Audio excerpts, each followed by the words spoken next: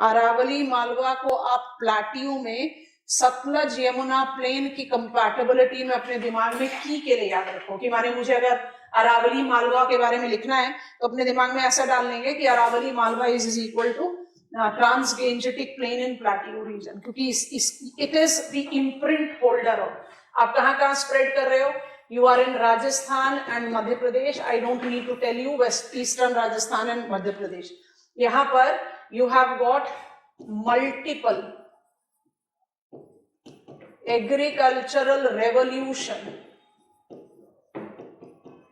का imprint, and that is the reason I majorly identified to be wheat area along with maize food crop में।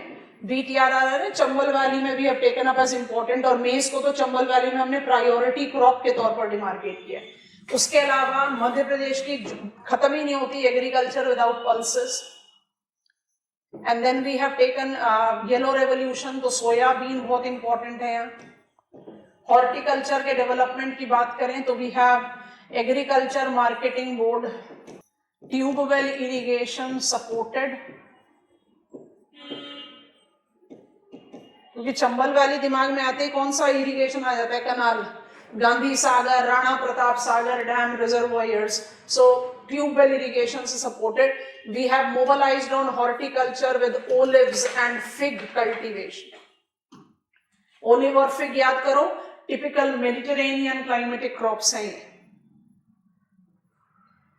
तो you name the crop and we have got all of them, सब माने big variety. और इसमें क्या चीज नहीं छोड़ना चाहिए? जब हम कहते हैं ना मल्टीपल एग्रीकल्चरल रेवोल्यूशन, तो जेनरेशन 1 ग्रीन रेवोल्यूशन का ही बियरर है यहाँ पर क्या? केन, कॉटन। क्योंकि मालवा प्लाटियो रीजन तो अल्टीमेटली किस पर जा रहा है? ब्लैक सॉइल पर ही तो जा रहा है। तो I have got non traditional plantation, food crop, nutri serial, pulses, horticulture, माने सब कुछ, एवरीथिंग। तो यहाँ पर मेरा एग्रीकल्चरल चैलेंजेस और एग्रीकल्चरल प्रोस्पेक्ट्स दोनों को जस्टिफाई करें तो किस तरह से जा रहा है? हमने यहाँ पर जो मेजर डिमार्केशन लिया है, well developed agricultural zone, but what are the important challenge and prospect? आप चैलेंज के साथ एसोसिएट करें इसको। The important challenge that we applied is lack of inclusion. मतलब आप इस रीजन को डेवलप्ड एग्रीकल्चर बोल रहे हो, but Madhya Pradesh and eastern Rajasthan में you have got sizeable landless marginal farmers who are not getting the benefit of this agricultural development that we are talking about. तो lack of inclusion एक problem है, and ecological problem, क्योंकि जितने भी diversification mobilise किए गए हैं वो बाय डिफॉल्ट एग्जॉस्टिव नेचर के, and that is the reason what is the mobilised policy या programme that we have taken up into reference. Policies, planning, हम जो भी एक्सप्रेशन को फॉलो कर रहे हैं, planning is better thing for us to right. यहाँ पर हमारे लिए है mixed farming.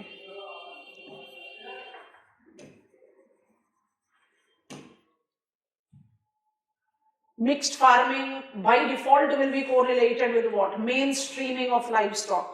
Mainstreaming of livestock आपको दो चीजों का बेनिफिट दे देगा, एक तो एग्रीकल्चरल वल्नरेबिलिटी को कम कर देगा और दूसरा ऑर्गेनिक फार्मिंग को फैसिलिटेट करेगा। एंड सेकेंडली मिक्स्ड फार्मिंग के साथ टर्म अप्लाई कर दो जो आपने एसोसिएट करा है, डाइवर्सिफिकेशन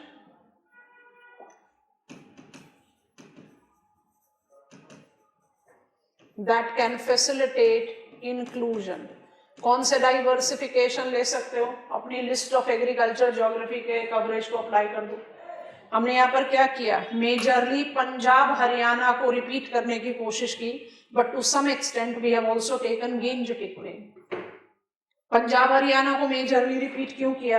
क्योंकि एग्रीकल्चरली डेवलप्ड है, बैकवर्ड नहीं बोल सकते आप इसको, लेकिन लैक ऑफ इंक्लूजन है।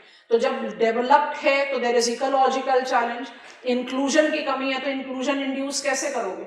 How will you mobilize the economic interest of landless farmers?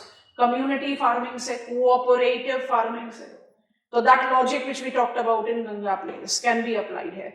Otherwise, it's agriculturally developed and diversified zone without any doubt. अब हम पहुंच रहे हैं रीजन नंबर नेक्स्ट, उसको कहते हैं ईस्टर्न प्लेट्यू रीजन. मुझे ना उसका ज्योग्राफिकल एक्सटेंशन बताना. स्टेट्स तो हम आपको इजीली अप्लाई कर सकते हैं, चाहिए तो मैप दोबारा खोल देंगे, कोशिश करो खुद से. आप लोगों ने मैप ड्रॉ किया हुआ है. ईस्टर्न प्लेट्यू कहां पर लेकर जाएं इसको? फिजियोग्राफिक यूनिट्स बताना जरा.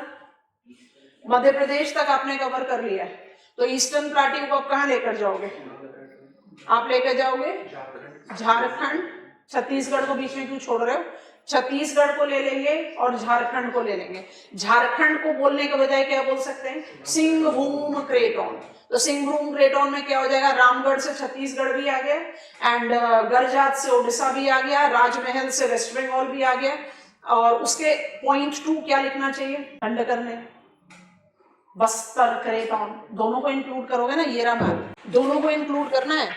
तो आप बेसिकली कौन से प्लेट्यू रीजन की बात कर रहे हो? आप plateau region which is drought prone. Yes all of us. इसमें बस ये एक छोटा सा पैच होगा जिसको आप फेवरेबल अग्रेरियन कह सकते हो. कौन सा पैच की बात कर रहे हैं? Mahanadi basin, rice bowl of our country Chhattisgarh, जहां पर आपने इरिगेशन में पढ़ा था maximum of countries canal irrigated area is in Uttar Pradesh, like in tube well case also, but maximum of Chhattisgarh's irrigated area is canal irrigated. और जब हम महानदी शिवनाथ को मार्क कर रहे थे तो आपने नोटिस किया था Murumsilli reservoir, multiple reservoirs that are seen there. ठीक, तो बस ये एक पैच है जिसको आप एक डेविएटिव परव्यू कहेंगे, बाकी सब आपका red soil drought prone plateau interior.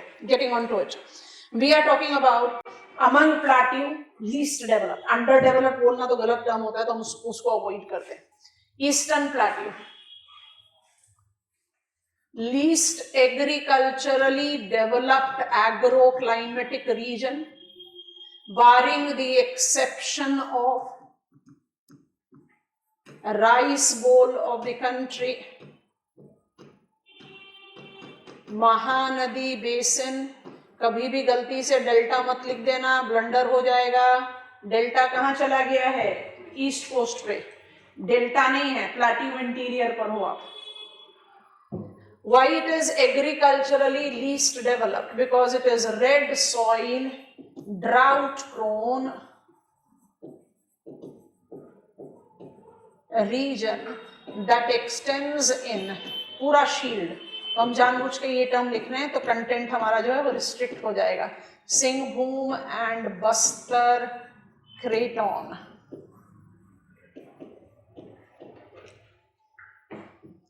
Agriculture के नाम पर यहाँ पर क्या है? मतलब ये तो मुझे इसकी कैरेक्टरिस्टिक्स और लोकेशन पता चल गई. एग्रीकल्चर के हिसाब से हम यहाँ पर क्या देखते हैं? It is largely related to pulses, oil seeds, and in attempt to cultivate principal grain. आपने क्या किया?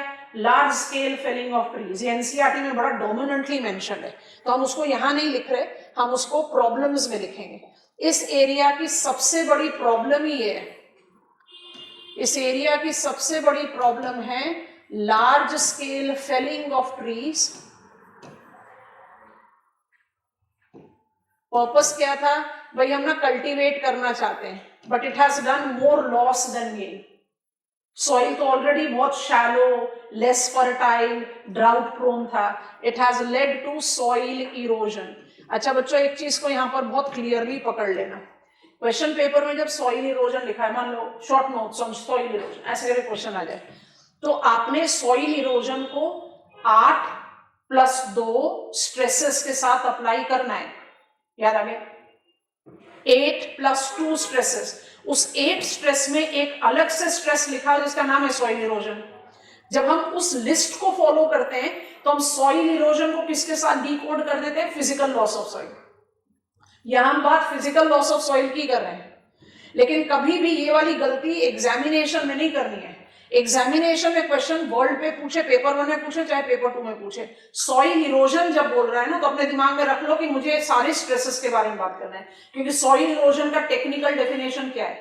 Quality and quantity loss. यहां जब हम सॉइल इरोजन लिख रहे हैं तो उसको किसके कंटेक्स्ट में लिख रहे हैं? Physical loss. सॉइल तो ऐसे भी, आई विल नॉट से it is infertile, but soil has been not that fertile, and in our attempt of unsustainable extension of food crop cultivation हमने क्या किया? large scale felling of trees cultivate करेंगे। cultivation तो कुछ खास हो नहीं पाया, soil erosion और ज्यादा बढ़ा। ये एरिया अपने आप में इतना prominent crop oriented agriculture zone है ही नहीं, इसीलिए दिस इज नंबर 2 बहुत इंपॉर्टेंट। एनडीडीबी का number 2 area fodder crop, and under what we are taking it up? Selvi pasture culture. Logic क्या है? जहां पर कल्टीवेट करके हार्वेस्ट कर सको वहां तो पास्चर करो, और जहां पर नहीं वहां पर एफॉरेस्टेशन में ट्रीज को रीजनरेट करें। And this is the location which is more significantly applied with live stock. अब लाइव स्टॉक को पूरा लाइव स्टॉक सेंसस में याद करो, live stock main stream. Crop cultivation का लॉजिक ही नहीं है यहाँ पर, तो लाइव स्टॉक में कौन कौन सा शुरू कर सकते हैं? पोल्ट्री अप्लाई होगा। रादर गंगा प्लेन के मुकाबले में पोल्ट्री यहाँ पर ज्यादा कंड्यूसिव हो जाएगा। क्यों? जितना ह्यूमिड क्लाइमेट होता है उतना ज्यादा पॉसिबिलिटी होता है बर्ड फ्लू के स्प्रेड होने के लिए। जितना ड्राई क्लाइमेट होगा वो उतना फेवरेबल रहेगा पोल्ट्री फार्मिंग के लिए। तो पोल्ट्री फार्मिंग को आप अप्लाई करें, वुड बेस्ड सेरीकल्चर को आप अप्लाई करें। You are taking up no से honey bees apiculture, you are taking poultry, you can take up the rearing up of milch cattle, all that diversity, because this area is not principally known for potentiality of crop। और crop के नाम पर यहाँ पर क्या? Forestry. अब agro forestry के तो बहुत सारे डायमेंशन है, इसलिए लिख दिया silvipasture. This is the only region in plateau which I say is not developed. It's least developed agricultural region of India. And I go to the final with the mainland, फिर मैं आपको repeat करेंगे, पहले content फटाफट build कर लेते हैं। Can I change this slide? इसके बारे में हमने बात कर ली थी लास्ट क्लास में। डेक्कन इंटीरियर्स, डेक्कन प्लेट्यू नहीं लिखना है, गड़बड़ हो जाएगी। डेक्कन प्लेट्यू क्या होता है? ब्रह्मणी, तापी, कार्डोमम, याद आ गया? वो होता है डेक्कन प्लेट्यू। डेक्कन ट्रैप क्या होता है? डेक्कन ट्रैप क्या होता है? सेनोजोइक बसाल्टिक टेबल लैंड, जिसमें आप कटियावाड़ भी लोगे, मालवा भी लोगे।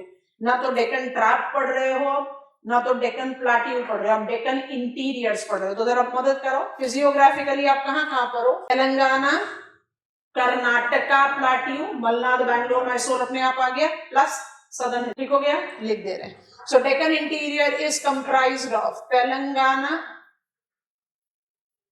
Karnataka, I'm talking about them as plateaus, I'm not talking about them as states specifically, and along with it I'm taking southern hills.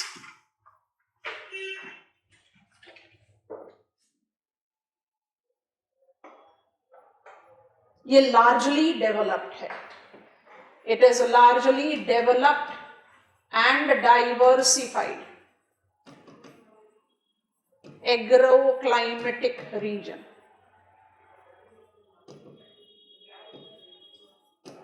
यहाँ पर एग्रीकल्चर की जो डाइवर्सिटी है उसको आप कैसे कैसे जस्टिफाई करते हो? शुरू करते हैं हमेशा लिस्ट शुरू करते हैं फूड क्रॉप से या क्रॉप से, तो वहीं से शुरू कर देते हैं। Nandyal valley is specifically for rice. आप प्लाटियो इंटीरियर्स करो, रेडी दिमाग में राइस जाना ही नहीं चाहिए, पर नंदयाल वैली याद आ गया। Between Erramala and Nallamala hills, Nandyal valley. Nandyal valley rice के लिए जाना जाता है। उसके अलावा मुझे यहाँ पर कौन से क्रॉप्स मिलेंगे?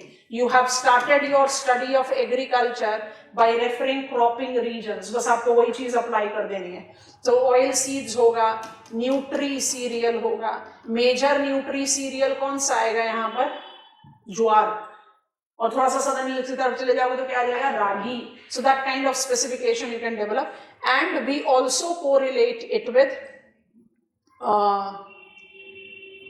fodder,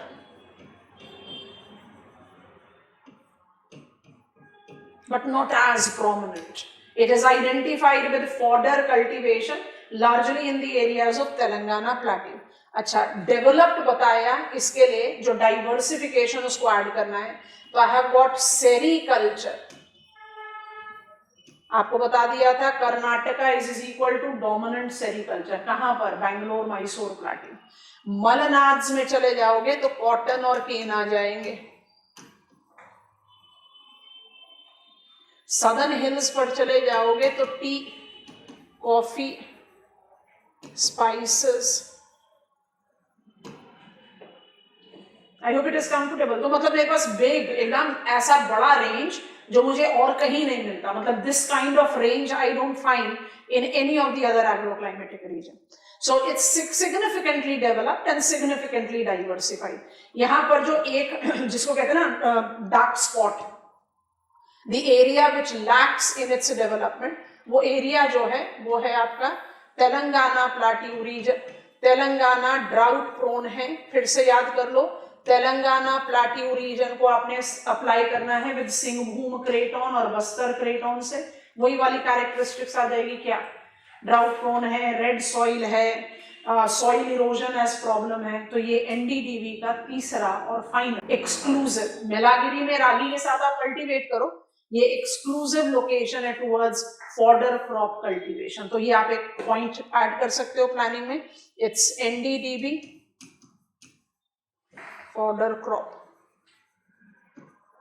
cultivation zone proposed.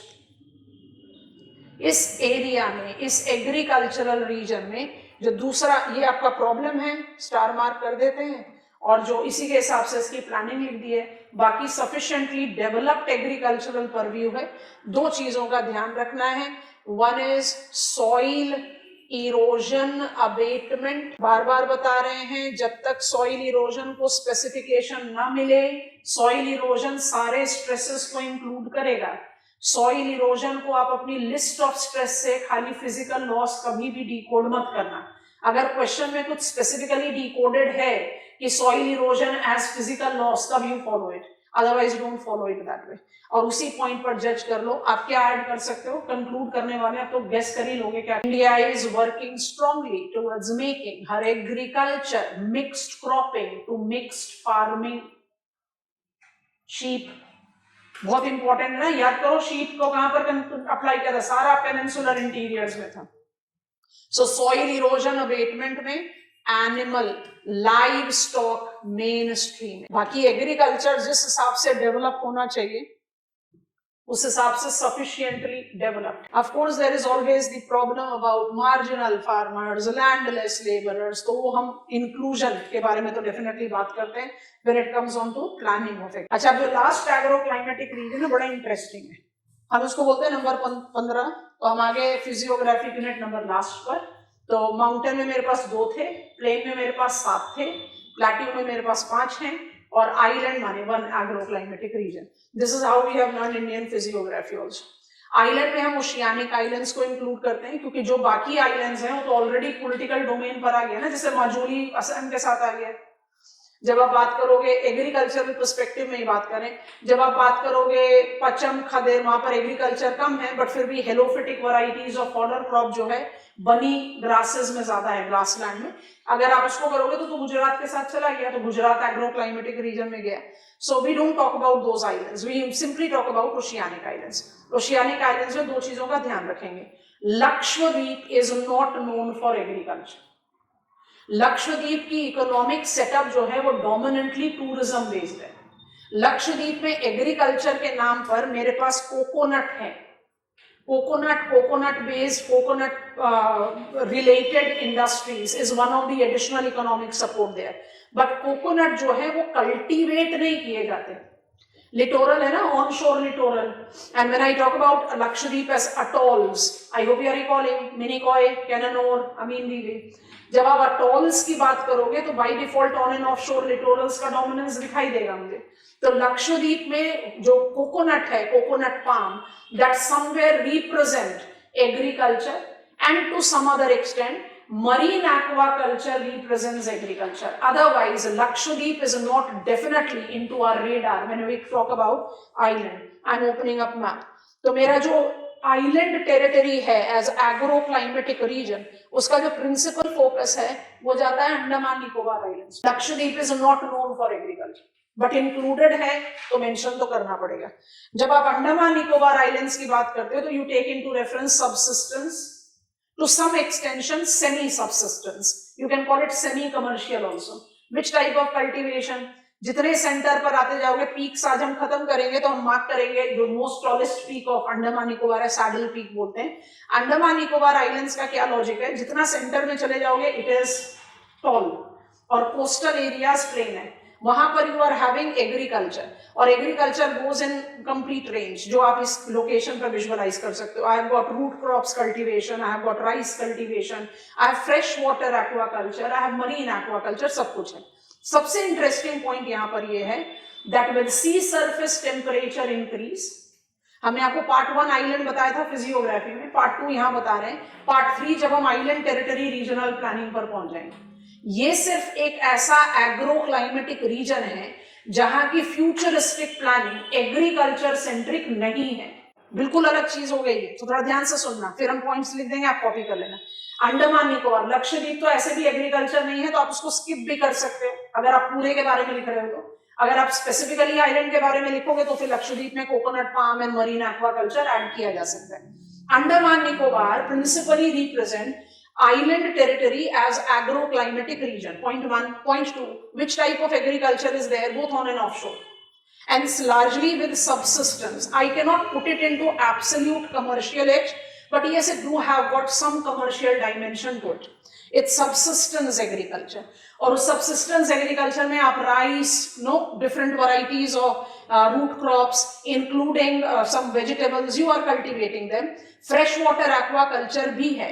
But as I was saying, rise in sea surface temperature, thermal expansion of water, जितने coastal areas of the islands हैं वो तो by default intertidal बनते जा रहे हैं। Number 1, because of the rise in the thermal expansion and rise in sea level. दूसरा, rise in sea surface temperature multiplying climatic hazard. Dependable agriculture is commercially not feasible. And that is the reason you must have noticed कि पूरा का पूरा regional planning of island territory किसकी तरफ जा रहा है, tourism, because it by default will be more sustaining and more long lasting compare to agriculture, क्योंकि एग्रीकल्चर से जो आप स्टेप्स एंड इंचेस का ग्रोथ इंड्यूस करोगे that will take too much of time to mainstream these islands with mainland level of development. तो सिर्फ एक agro climatic reason जहां की फ्यूचरिस्टिक प्लानिंग एग्रीकल्चर सेंट्रिक नहीं है। Reason to accelerate the course of development in light of the fact that the change of the climate is making all the coastal areas worrisome state. They are at the verge of submergence or they have become intertidal and they have multiplied the hazard, reoccurrence, intensity, duration, frequency, सारे terms बताए थे आपको IPCC 6th assessment report में, वो सारी apply हो जाएंगे। Quickly point लिख लेंगे। दोनों लक्षद्वीप को छोड़ते नहीं है बट आप उसको अवॉइड कर सकते हो अगर आप पूरे एग्रो क्लाइमेटिक रीजन के बारे में लिखो। तो मेरा कैटेगरी नंबर 4 आ गया और रीजन नंबर 15 आ गया। 4 कैसे हुआ?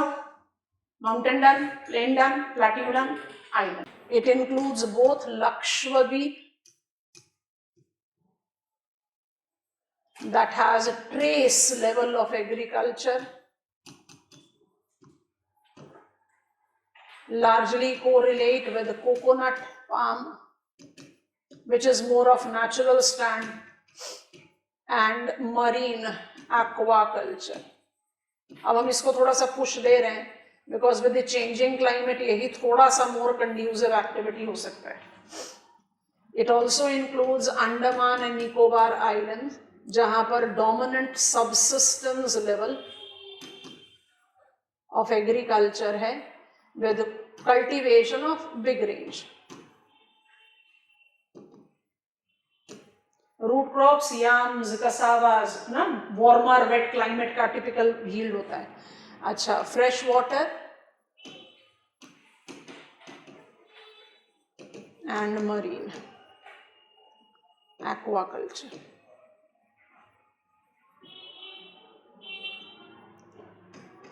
दोनों का problem climate change. climate change correlating with two things. Rise in sea surface temperature, thus multiplying hazards, and thermal expansion related rise in sea level. ऐसे स्पेसिफिक लोकेशन में mean सी level नहीं लिखते, गलत हो जाता है. सी लेवल, मीन किसके लिए आता है? ग्लोबल डायमेंशन के. Sea level resulting into what? Change in intertidal zone. माने जो आपके सारे कोस्टल प्लेन है जहां पर आप कल्टीवेशन कर सकते हो, वो तो सब इंटरटाइडल बनते जा रहे हैं. तो फिर प्रॉब्लम ये है, कल्टीवेशन की पॉसिबिलिटीज कम है. स्टार मार्क करके कंक्लूड कर रहे हैं, all futuristic planning thus is non-agriculture centric. हमें मेन स्ट्रीम करना है, हमें फटाफट से इसको इंड्यूस करना है विद डेवलपमेंट, और उस डेवलपमेंट के लिए ज़रूरी है कि हम इसको डिमार्केट आउट कर दें with the accelerated pace which is most conducive in the given condition, in the given location. Let us get on to the conclusion. Concluding head actually सिर्फ एग्रीकल्चर का हेड नहीं है, लैंड रिसोर्सेज भी पढ़ रहे हैं जो रिसोर्सेज पे लिखा हुआ है, लैंड यूज चेंज भी पढ़ रहे हैं जो कंटेम्प्रेरी इश्यूज में लिखा हुआ है, लैंड यूज प्लानिंग भी. जब लैंड यूज चेंज आएगा तो land use planning by default आएगा, रिटर्न नहीं है but we have to talk about it. And then what is written in agriculture, institutional factor, क्योंकि हमारे सिलेबस में ना institutional factor कोलन, और उसका क्या अटैच कर दिया? Land reforms, land holding, land ceiling. तो हम लोग ने अपने दिमाग में क्या इम्प्रिंट डाल लिया कि इंस्टीट्यूशनल फैक्टर का मतलब होगा land reforms only. Land reforms institutional factor का एक डायमेंशन है, बट वो थोड़ा सा स्टैटिक है. जब आप कहते हो रैयतवारी या जमींदारी सिस्टम का अबॉलिशन, तो हो गया ना, अब उसके बारे में दोबारा थोड़ी ना जस्टिफाई करना है. जैसे अगर आप कर रहे हो क्रॉपिंग इंटेंसिटी, याद करो, और आप बात करते हो क्रॉपिंग इंटेंसिटी को रेगुलेट करने वाले फैक्टर्स में नेचुरल भी है, इंफ्रास्ट्रक्चरल भी और इंस्टीट्यूशनल भी है. तो आई डू अग्री कि इंस्टीट्यूशनल फैक्टर में लैंड होल्डिंग का रोल है, क्योंकि लैंड होल्डिंग जितनी ज्यादा बड़ी होगी उतना कमर्शियल फार्मिंग होगा. कमर्शियल फार्मिंग में क्या होता है? you hire the labor and that can manipulate the cropping intensity compared to intensive farming. और इसका इम्प्रिंट ज्यादा दिखाई देगा प्रोडक्टिविटी में. आप याद करेंगे हमने आपको ट्रेडिशनल प्लांटेशन में रबर को प्रोडक्टिविटी में लो में डालने के लिए बोला, क्योंकि जितना बड़ा लैंड एरिया होता है वहां पर output per unit area weak होता है. इन्फ्लुएंस है, ऐसा नहीं है कि नहीं है, लेकिन क्रॉपिंग इंटेंसिटी और एग्रीकल्चरल प्रोडक्टिविटी जैसे dynamic measures of vertical growth of cropping culture के लिए हम इंस्टीट्यूशनल फैक्टर को किसके साथ सप्लीमेंट कर देते हैं? गवर्नमेंट पॉलिसीज जो डायनेमिज्म दे. किस तरीके का डायनेमिज्म? डिसीजन टू कल्टीवेट और not to cultivate a crop. इसलिए वहां पर हमने फोकस किया मिनिमम सपोर्ट प्राइस को. तो जो इंस्टीट्यूशनल फैक्टर है उसके लिए आप हमेशा अपने दिमाग में रखो, institutional factor is about government policies, जो किसी भी क्रॉप को एनकरेज करने या डिस्करेज करने के लिए सफिशिएंट होती है. Government policies which is oriented towards diversifying, inclusion और डिसेंट्रलाइजिंग एग्रीकल्चर. इंस्टीट्यूशनल फैक्टर उन सब पे जाता है. हम इंस्टीट्यूशनल फैक्टर का एक डायमेंशन जो बचा हुआ है उसको पढ़ना चाह रहे हैं, तो हम इसको पूरा एक होलसम टॉपिक बनाना चाह रहे हैं. तो we create the bold heading land resources in India. Step by step learn करेंगे किस तरह से कौन सा कंटेंट बिल्ड करोगे, वो ग्रेजुअली जस्टिफाइड होगा, but because we have to deal up with many things together, तो उसको जरा फ्रेम करते हैं. लैंड रिसोर्सेज करके लिखते हैं. हम सबसे पहले इसकी शुरुआत करेंगे with the reference of land use changes. इस सिलेबस में बहुत क्लियरली लिखा हुआ है, तो इसको फ्रेम करना जरूरी है, क्योंकि लैंड यूज चेंजेस लिखेंगे ना तभी लैंड रिसोर्स के साथ जो प्रॉब्लम्स हैं वो एसोसिएट हो जाएंगे. जैसे लैंड यूज चेंजेस के बारे में बात करते हैं, आपको ये जस्टिफिकेशन मिलेगा दैट वर्ल्ड में भी और इंडिया में भी. तो कुछ इन्फोग्राफिक्स दिखाएंगे, कुछ मैप दिखाएंगे of ministry of agriculture and farmers welfare. थोड़ा सा उसको विजुअलाइज करते हुए आगे बढ़ेंगे तो आराम से हो जाएगा. I demarcate land use changes from primitive societal setup to the modern one, where absolute माने ऑफ कोर्स हर एरिया में अलग अलग डेविएशन हो सकता है, but absolute natural land utilisation से how it modifies itself to human centric utilisation. कार्लो सार जल्दी से बताओ. Propounder of landscape paradigm, shabash. And what else he propounded? Neo-possibilism. Nature provides possibility, man is free to choose, but the choices available with man is determined by the price man is willing to pay to overcome the dictates of the nature. Landscape paradigm का gist क्या है? Geography, geographers attempt to study the transition of natural landscape to cultural landscape. तो land use changes का एक chronological dimension है या chronological steps है which has been identified by FAO. वो मुझे क्या देता है? मुझे लीड देता है टू अंडरस्टैंड कि हम इंडिया को किस लैंड यूज पैटर्न पर डालें. वही फिर बताएगा कि लैंड यूज का प्रॉब्लम क्या है.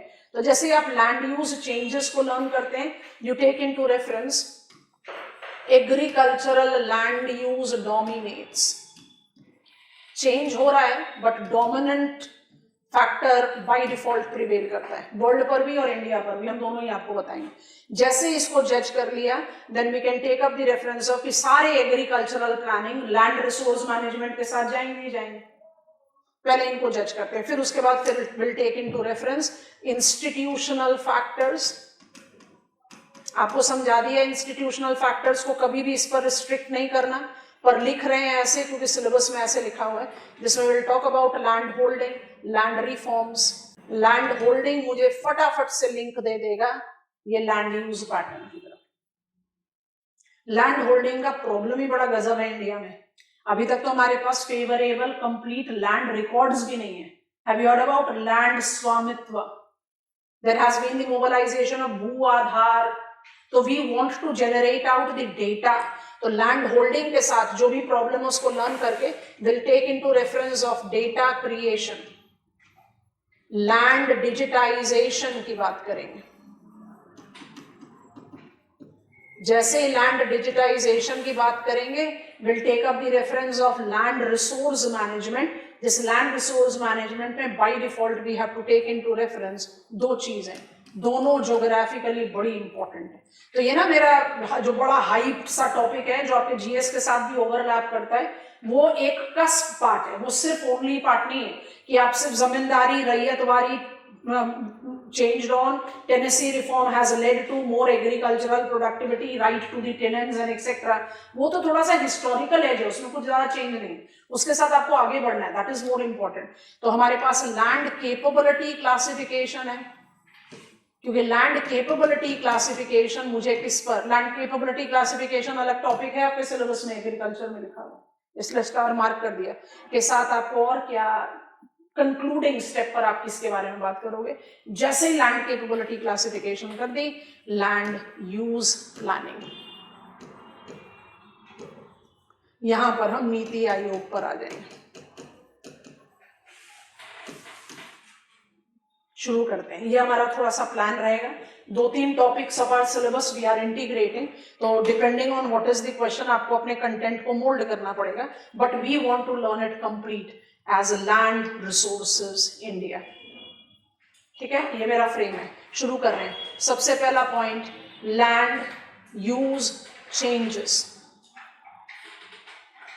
एक लाइन लिखोगे, फिर डायग्राम को थोड़ी देर देखना और कॉपी कर लेना, और डायग्राम ही अपने आप सब कुछ बता रहा है. Land use changes, transition of natural landscape to cultural landscape is collectively depicted in 5 different stages. देखने में बहुत मुश्किल डायग्राम लगेगा, थोड़ी देर देखना है इसको. That includes, रुक जाते हैं थोड़ी देर, डायग्राम को देखते हैं. कौन कौन से स्टेजेस हैं? Pre settlement, frontier, subsistence, intensifying, intensive. ठीक है. हॉरिजॉन्टल एक्सिस पर हमने क्या डाला है? ट्रांजिशन, मतलब टाइम के साथ ऐसा चेंज होगा. अच्छा, वर्टिकल एक्सिस पर क्या है? 0%, 100%. Proportion of landscape 0, 100. और इसमें कौन कौन सी लैंड यूज आप अप्लाई कर रहे हो, काउंट करना शुरू कर देते हैं. पहला है नेचुरल इकोसिस्टम, दूसरा है फ्रंटियर क्लियरिंग, तीसरा है subsistence agriculture. Subsistence small scale farming होते हैं, छोड़ सकते हो, सिर्फ सबसिस्टेंस एग्रीकल्चर पकड़ो। आपको तीसरे लेवल जो सबसिस्टेंस है वहां से एक नया लैंड यूज शुरू होता हुआ दिखाई दे रहा है, वो अर्बन लैंड यूज है। Count it, natural, frontier clearing, subsistence agriculture, urban. इसके बाद आगे बढ़ेंगे इंटेंसिव एग्रीकल्चर। इंटेंसिव का मतलब याद आ गया, नॉन प्रिमिटिव, ज्यादा फर्टिलाइजर, ज्यादा इनपुट डालो, एंड प्रोटेक्टेड और रिक्रिएशनल लैंड। थोड़ी देर के लिए इस डायग्राम को देखना है, फिर इसको ऐसे ही ड्रॉ करना है। कौन से 5 स्टेजेस हैं जो transition of land use depict करते हैं? अगर ये प्री सेटलमेंट है तो आपका 100% नेचुरल इकोसिस्टम के बारे में तो बात कर ही नहीं रहे। जहां पर ह्यूमन हैबिटेशन आ गया वो तो प्री सेटलमेंट हो ही नहीं सकता। What is the most elementary, primitive, preliminary imprint of human living in a given natural landscape? Settlement geography को ऐसे इंट्रोड्यूस किया था। Humans modifies a natural landscape at the most elementary level as built up area to live in. अगर हम primitive population है तो हम unstable settlement develop करेंगे, और अगर हम प्रिमिटिव नहीं है तो हमारा स्टेबल सेटलमेंट होगा जो रूरल या अर्बन हो सकता है। तो 100% has to be pre settlement. जैसे आप स्टेप नंबर 2 पर आओगे, फ्रंटियर, माने it is neither too natural nor too human. Frontier, transition, front, something which is transitional. उस ट्रांजिशनल पर आप देखें कि नेचुरल इकोसिस्टम का स्टीप डेक्लाइन होना शुरू हुआ। क्यों? क्योंकि फ्रंटियर क्लियरिंग होने लगे। What is frontier clearing? Natural ecosystem का clearing. We are now converting it gradually to cultural landscape. तो पहले स्टेज पर 1 लैंड यूज है, दूसरे स्टेज पर 2 लैंड यूज है। नेचुरल इकोसिस्टम बहुत तेजी से डिप कर रहा है और फ्रंटियर क्लियरिंग बढ़ रहा है। जैसे ही आप स्टेज नंबर 3 पर आते हो, यहां से आप जस्टिफाई करते हो सेटलमेंट एज स्टेबल, यहां से प्रोमिनेंट है, तो यहां टर्म आ गया सबसिस्टेंस। नोटिस करें, नेचुरल इकोसिस्टम डिक्लाइन हो रहा है बट पेस ऑफ डिक्लाइन थोड़ा सा कम हुआ। फ्रंटियर क्लियरिंग ऑलमोस्ट क्योंकि कंप्लीट होने के दर पर है, जितना आप खत्म कर सकते थे, तो वो भी बहुत स्टीप डिक्लाइन शो कर रहा है। तो डिक्लाइन दोनों में है, ये बहुत ग्रेजुअल हो गया, ये स्टीप है, ये यहां पर स्टीप था। And which is the land use that marks up its prominence here? Subsistence agriculture. Which is the land use that marks up its beginning here? Urban. जैसे इसके आगे बढ़ते हो, इंटेंसिफाइंग और इंटेंसिव, इनको कंबाइन कर सकते हैं इंडियन कंटेक्स्ट में। चलो थोड़ी देर में आपसे सवाल पूछते हैं। आपका जो नेचुरल इकोसिस्टम है वो अब थोड़ा सा स्टेबिलिटी की तरफ बढ़ गया। Now it is having very small share of the land use. Frontier clearing को आप खत्म कर दोगे इंटेंसिफाइंग में, उसके बाद वो नहीं है। क्यों? नोटिस करो, फ्रंटियर क्लियरिंग को ओवरलैप कर दो रिक्रिएशन से। अवेयरनेस, पेड़ों के बिना नहीं रह सकते, तो फ्रंटियर क्लियरिंग खत्म हो रही है और उसके साथ क्या हो रहा है? जो डिग्रेड कर दिया उसको रीजनरेट करना शुरू कर रहे हो। Environment regeneration, I hope you are getting it.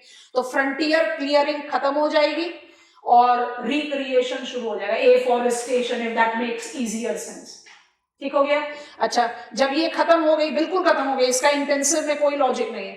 Subsistence agriculture बहुत स्टीप डिक्लाइन देता है in intensifying and becomes very small in intensive. कौन सा एग्रीकल्चर डोमिनेंट हो जाता है? Intensive. India is having intensive agriculture as dominant, तभी तो 8 स्ट्रेस में इंक्लूडेड है। And what is having now sizeable representation? सबसे बड़ा तो इंटेंसिव है, साइजेबल रिप्रेजेंटेशन अर्बन एरियाज का भी है, प्रोटेक्टेड एरियाज का भी है, और जो बचा खुचा नेचुरल इकोसिस्टम। वर्ल्ड का लैंड यूज जो है उसमें 45%, अभी आपको एक और इमेज दिखाएंगे, वो आप कॉपी नहीं करोगे, वो बस आप देखना, इसको आपने कॉपी करना है क्योंकि इसका कंटेंट बिल्डिंग इसी डायग्राम से आएगा और हम लगातार टर्म यूज करेंगे आपकी मदद से। अगर इंडिया का more than 50% of land area is devoted to agriculture and Indian agriculture dominantly makes example of intensive agriculture, तो आप इंडिया को कौन से stage of land use transition में मानोगे? चौथे की पांचवे? पांचवा।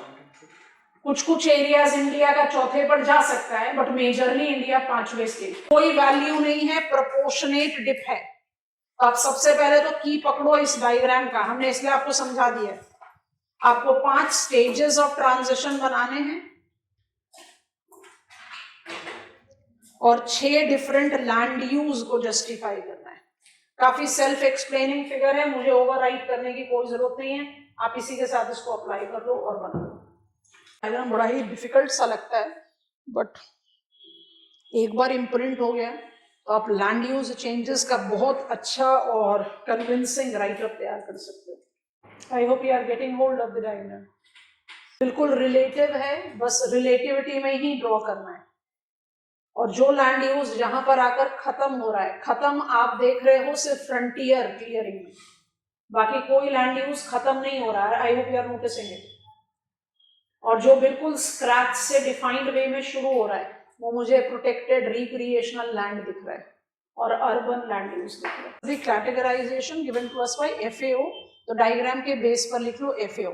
आप जब भी लैंड यूज चेंज पर आंसर लिखो तो ये 5 स्टेजेस को डेफिनेटली मेंशन कर देना। डायग्राम को पूरी तरह से सारे डिटेल्स के साथ ना बना पाओ तो भी आप नेचुरल इकोसिस्टम से कल्चरल सेटअप पर ट्रांजिशन देंगे। इस डायग्राम को दोबारा से आते हैं। नेक्स्ट पॉइंट बनाने के लिए एक इमेज दिखा रहे हैं, उस इमेज को ध्यान से थोड़ी देर देखना, बनाना नहीं है, बनाएंगे map of India. Next step की तरफ बढ़ रहे हैं, बढ़ जाए। What is the conventional change in the land use as identified by Food and Agricultural Organization? Transition of land use is demarcated conventionally and it is applicable precisely worldwide. That is the reason we are studying it. Includes 5 stages where the last stage, pre-settlement से आप किसकी तरफ चले गए? Intensive stage. Intensive stage की characteristics क्या pick up करोगे? बताओ जरा डायग्राम देख के। Intensive stage is dominantly characterized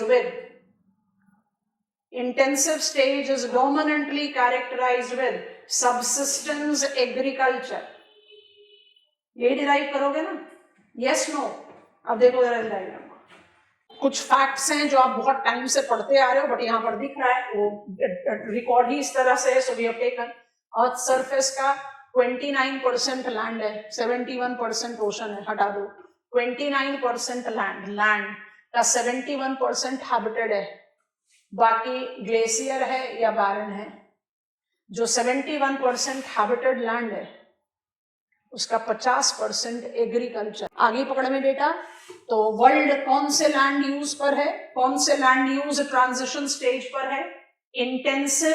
getting it और नॉट? डायग्राम के बाद स्टार मार्क करके लिखो। With up to 50% of habitable land, with up to 50% of habitable land in world devoted to agriculture, global land use is applied to be, boldly underlined, in intensive stage of transition.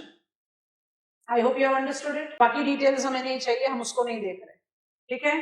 अब इसी के next pointer बनाइए and look at this map. Ministry of Agriculture and Farmers Welfare का image है। अब आपको क्या करना है, थोड़ा सा इसको मैनिपुलेट करेंगे क्योंकि हम इतना डिटेल डायग्राम तो एग्जामिनेशन में बना नहीं सकते। कि आप नोटिस कर रहे हो एग्रीकल्चरल लैंड परसेंटेज यूज, ठीक है। अब इसको आप अप्लाई करें। मेरे पास 85% डीपेस्ट ब्लू कलर में, और जो बिल्कुल लाइट कलर में जा रहा है 36% एंड लेस। इस ब्लॉक को आउट कर दो। आपने लगभग पूरा माउंटेनस रीजन को इसके साथ बाहर निकाल दिया है, Jammu and Kashmir, Ladakh include. You are taking up Sikkim, organic farming है, ऐसा नहीं कि फार्मिंग नहीं है, लेकिन we are taking it up as less than 35%, round off कर लो। इन एक्सेप्शनल अरुणाचल प्रदेश, पूरा नॉर्थ ईस्ट नहीं है, तो एकदम ब्लाइंड नहीं डिमार्केट करना है। मणिपुर, मिजोरम को तो हम most urbanised state of north east कहते हैं। It by default incorporate much stronger, favorable, urban setup. तो agrarian by default weak होगा। अब इसके बाद पूरा map of India में you are easily tracing up more than 50% of land area devoted to agriculture, जिसमें ये जो आपका बेल्ट है, ये पूरा बेल्ट, राजस्थान पूरा नहीं हो सकता, मरुस्थली इंक्लूडेड है, but we get the data on state basis, इसलिए हम उसको पूरा डिमार्केट करते हैं। ये बाय डिफॉल्ट डोमिनेंट अग्रेरियन है, इस पैच को नोटिस कर लेना, ये नहीं है। दिल्ली हो गया ना, अर्बनाइज्ड एरिया हो गया। Why do you think that Odisha and Chhattisgarh is also going on with less than 50%. Drought prone interior, आपने यहाँ पर दंड करने का एक्सटेंशन कोरापुट पड़ा हुआ है, यहाँ पर आपका गरजात हिल्स है, बट एग्रीकल्चर है। तो मुझ कुछ डार्कर स्पॉट को छोड़ दें, तो if I just remove, pattern को पकड़ो फिर मैप बनाना। I will not advise you to create all those symbols of shade, जरूरत नहीं है। इंडिया कौन से लैंड यूज ट्रांजिशन पर है? Maximum of India has got agricultural land use more than 50%। तो इंडिया कहां पर आ गया? Intensive, again I hope it is comfortable. तो इंडिया लैंड यूज में भी वर्ल्ड की कंपैटिबिलिटी में है, barring the exception of mountainous region. जैसे ही आपने माउंटेनस रीजन में स्पेसिफिक स्टेट्स या union territories, because Ladakh is also included, north west indiscriminately पूरा है, नॉर्थ ईस्ट पूरा नहीं है, अरुणाचल को लिया है, मणिपुर को लिया है, मिजोरम को लिया है, और जैसे बाकी पूरे इंडिया को लेंगे उसमें नदर्न प्लेन्स में you are having more than 80%।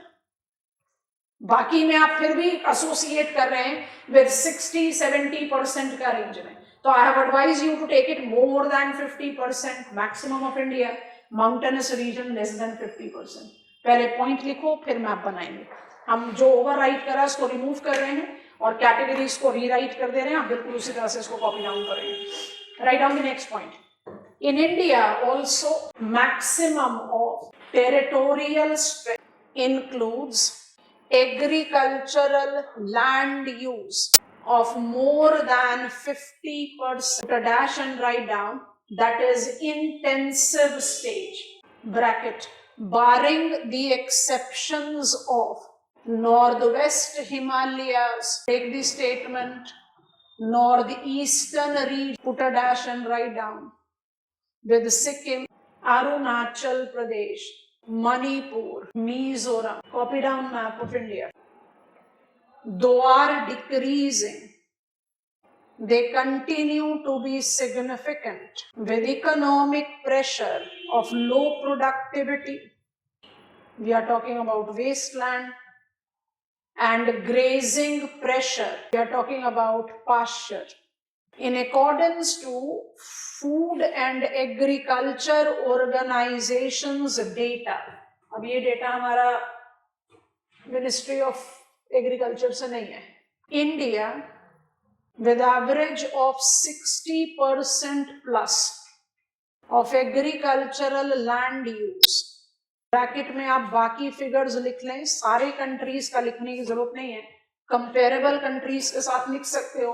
तो मेरे लिए सिर्फ एक कंट्री है अमंग ब्रिक्स जो जस्टिफाई कर रहा है कि एग्रीकल्चरल लैंड यूज इंडिया से ज्यादा है। चाइना का भी कम दिखाई दे रहा है, ब्राजील का भी कम है, रशिया का इतना कम क्यों है? रशिया का इतना कम क्यों है? 13%, largest country of the world है। Unfavourable conditions, it will largely be what? Uncultivable locations में कम। तो रशिया से तो खैर क्या ही कंपेयर करें, बट ब्राजील से, चाइना से, साउथ अफ्रीका से इंडिया का बहुत मेजर अग्रेरियन लैंड यूज अभी भी है, एग्रीकल्चरल लैंड यूज अभी भी। इसी के फिगर के साथ एक और फिगर को कंपैटिबिलिटी देना है ताकि हम लैंड रिफॉर्म्स की तरफ जा पाए। तो पाई चार्ट नहीं बनाना, बस फिगर कॉपी डाउन कर लेंगे, comparable figures. I don't think you need to copy down USA or Pakistan. Comparable economy, economic data हमेशा comparable economies के साथ ही लिया जाना चाहिए, then only it makes sense. The data table also identifies growing land scarcity, boldly underline कर देंगे, that is arable land per capita, with India having 0.13 hectares per capita. Comparable figures आपको copy करना है। यही मेरे को लिंक देगा। If India has to mobilize demographic dividend, it has to divert population from agriculture to manufacturing and service sector. क्यों है भाई इतना कम availability of per capita land? 18% global population, 2.4% land area, maximum population living in rural area, rural activities agriculture. मेरे great grandfather तो बड़े farmer थे और हमारी जनरेशन तक आते आते हम मार्जिनल फार्मर हो गए। क्या हो गया, डिविजन, पार्ट, डिवाइड, क्योंकि एवर इंक्रीजिंग पॉपुलेशन लोड है। और उसी कंटेक्स्ट में आप कंपेयर कर लीजिए, रशिया का arable land per capita among the comparable economy सबसे ग्रेट है, पॉपुलेशन कम है ना। China is the only, if I can use that expression, face saver. China में per capita availability hectare per capita India से भी कम है। पॉपुलेशन तो इंडिया का ऑफिशियली चाइना से ज्यादा है। अनफेवरेबल लैंड, जब इंडस्ट्रियल रीजन पड़ रहे थे तो याद करो हमने चाइना के मैप को कैसे टेम करने की कोशिश की थी। ईस्ट पर प्लेन है, वेस्ट पर जाओ तो टेबल लैंड है, और वेस्ट पे चले जाओ तो अनइनहैबिटेड एरियाज है। इंडिया में मैक्सिमम एरिया हैबिटेबल है। फिगर्स को हमेशा लॉजिक के साथ देखना है, ठीक है। चलिए, लैंड यूज पैटर्न की इंपॉर्टेंट कैरेक्टरिस्टिक्स जज कर ली। लैंड यूज पैटर्न का जो कन्वेंशनल ट्रांजिशन है वो प्री सेटलमेंट से, जो कि डेफिनेटली एक रेफरेंस पॉइंट के लिए रिक्वायर्ड होता है, टू इंटेंसिव लेवल तक ट्रांजिट करता है। India world makes example of intensive stage, concentrating on India. India का इंटेंसिव क्यों है भाई? क्योंकि हम अगर ministry of agriculture and farmers welfare भी लें या फिर एफएओ का भी डेटा लें, we have got 60% plus of the total land area, habited land area under agriculture. उसका रीजनल पैटर्न को भी जज किया तो major part of India is showing more than 60% of the total land as agricultural land. So India definitely is in intensive. 2024-25 का जो data table हमें available है विद नीति आयोग डैशबोर्ड, वो आपको लिखवा दिया। एग्रीकल्चरल लैंड डोमिनेंट तो है पर थोड़ा सा शिफ्ट दिखाई दे रहा है। वो शिफ्ट किसकी वजह से? अर्बन सर्ज की वजह से। Also increase in green cover, forest. Problem still remains with wasteland and pasture land. उसको ऐड करने के बाद हमने ऐड किया कि इंडियन लैंड रिसोर्स यूटिलाइजेशन जो है वो डिपिक्ट कर रहा है not just agriculture dominant characteristics but also scarcity of land looming large, per capita availability of arable land in India among the comparable economy is at one of the lowest level. China lowest पर जा रहा है comparable. I think this is done. So it automatically looks in for what? It looks in for, अब हम आगे बढ़ रहे हैं,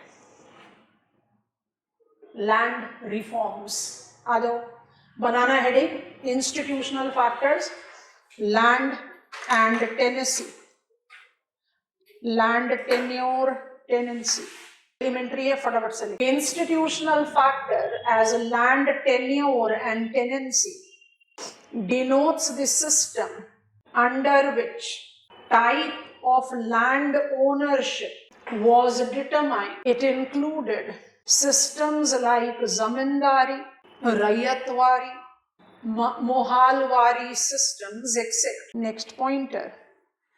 Post-independence, there was a swift mobilization of, underline boldly, land reforms involving multiple objectives,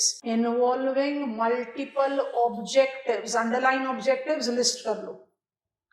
Promoting agricultural development, next, decreasing land conflicts and ensuring stability, decreasing land conflicts and increasing or ensuring stability, inducing social justice to the tillers, cultivators, landless laborers, ensuring rights of landowners, and finally ensuring rational rates. Objectives done. Next point. The elements of land reforms as implied in India conventionally includes, conventional को जरा bold bubble में डाल दो, conventionally includes, number 1, abolishment of intermediaries, number 2, tenancy reforms, put a dash and write down, aiming at ensuring, कुछ points repeated हैं but tenancy reform के साथ जुड़ने चाहिए, ensuring, अलग अलग पॉइंट्स बना लो या अंडरलाइन कर लो, regulation of rent, security of tenure and confirming ownership on tenants. Number next, land ceiling and land consolidation, land ceiling and land consolidation, underline करो, dash डालकर लिखो, aiming at ensuring fulfillment of needs of landless farmers along with decreasing inequalities in ownership. Box item create करना. Sealing and consolidation have largely been challenging due to multiple reasons. सब bubble points बना के लिखेंगे. Emotional attachments with land. Consolidation नहीं होने देता ना. Next law of inheritance. Next diffusion of poorer land to the small farmers. Close the box. 2 minute के लिए रुकते हैं. Institutional factors as land reforms को आप बाय डिफॉल्ट शुरू कर सकते हो विद लैंड टेनेंसी. वो तो प्री इंडिपेंडेंट इंडिया के साथ रिलेट कर दो, एक लाइन सफिशिएंट है, छोड़ दो. आप हिस्ट्री का आंसर नहीं लिख रहे. जैसे लैंड रिफॉर्म्स पर आते हो, आप बोलो land reforms conventionally incorporate A abolition of intermediaries, B tenancy reform, C land ceiling with land consolidation. Land ceiling और लैंड कंसोलिडेशन सबसे ज्यादा चैलेंजिंग परव्यू रहा है इंडिया में. रीजन बहुत क्लियर है. आप लैंड कंसोलिडेशन में जब लैंड पूलिंग के पार्टिसिपेंट होते हो तो आप बाद में क्या कहते हो? जब आपने अपनी कोई चीज दी और उसके बदले में आपको कुछ मिलेगा तो आप हमेशा तो जैसे रिलक्टेंट रहोगे, मेरी चीज ज्यादा बढ़िया थी. रियल भी हो सकता है, परसेप्शनल भी हो सकता है. तो poor and small farmers believing that they have been given, they are purposefully been given poorer land, तो हम लैंड पूलिंग में क्यों कंट्रीब्यूट करें? तो कंसोलिडेशन को वो रोकता है. लॉ ऑफ इनहेरिटेंस, मैंने जो भी लैंड एक्वायर किया अपने लाइफ टाइम में, I be more happy that it is my children who are utilising it rather than I am pooling it up. तो वहां पर भी बहुत मुश्किल काम है. And when it comes on to the reference of एक general assessment of attachment, emotional attachment, in India land basically goes up with my most prized possession, specifically if I am taking up the rural setup. इन सब चीजों की वजह से जो land ceiling है, land ceiling को imply करने में और भी बहुत सारे रीजंस हैं. पॉलिटिकल विल का थोड़ा वीक होना, बड़े फार्मर्स का थोड़ा पॉलिटिकल एफ्लुएंस को मॉडिफाई करना. आज की डेट में भी हमारे पास है बेनामी transaction. So there has been success, but the success has not been full-fledged. पर ये तीनों step, abolition of intermediaries, tenancy reform, land sealing and land consolidation, conventional block में जाते हैं. Modern block में क्या जाता है? Land records. इसलिए हम आपको पर्पसफुली लैंड रिफॉर्म्स को कन्वेंशनल एंड मॉडर्न में डिवाइड करके लिखवा रहे हैं. आपको मॉडर्न पर ज्यादा फोकस देना पड़ेगा. हिस्टोरिकल एज को रिक्वायरमेंट है क्वेश्चन की तो जरूर लिखो, छोड़ना नहीं है.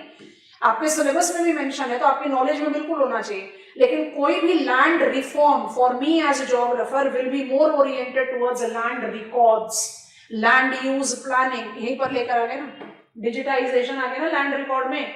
लैंड रिकॉर्ड में जैसे डिजिटाइजेशन आएगा, लैंड स्वामित्व, बेटा we have mobilised it to the rural India also elaborately, उनको ऐड कर दो. उसके बाद फिर land capability classification which will give me land use planning. तो एक मेरा पूरा प्रॉपर कंटेंट क्रिएशन हो जाता है. आगे बढ़ेंगे. बॉक्स बना दो फेलियर के लिए, उसमें और पॉइंट ऐड करना चाहते हो तो लिख सकते हो. Political will, benami transaction still persist, so there is a problem with conventional measure. और नहीं तो बॉक्स बंद करो. And now add the modern land reforms correlate with land records, underline करिए boldly, with digitisation of land records to favorably enhance land governance. Put in bubble, land governance. The Land Record Services Index. The Land Record Services Index formulated in 2019 with the objective of updating the land records involves regional variations. Table से copy down कर लेंगे. Top performing states includes Madhya Pradesh, West Bengal, Odisha, Maharashtra, Tamil Nadu. Land digitization is going on with the favorable step. तो जो index है उसमें मध्य प्रदेश का score जो है वो 80% है, कोई चेंज नहीं है. तमिलनाडु का 70% है, कोई चेंज नहीं है ईयर ऑन ईयर बेसिस में। West Bengal 78%, neck to neck with Madhya Pradesh, 4 point increase है। So there is the improvement.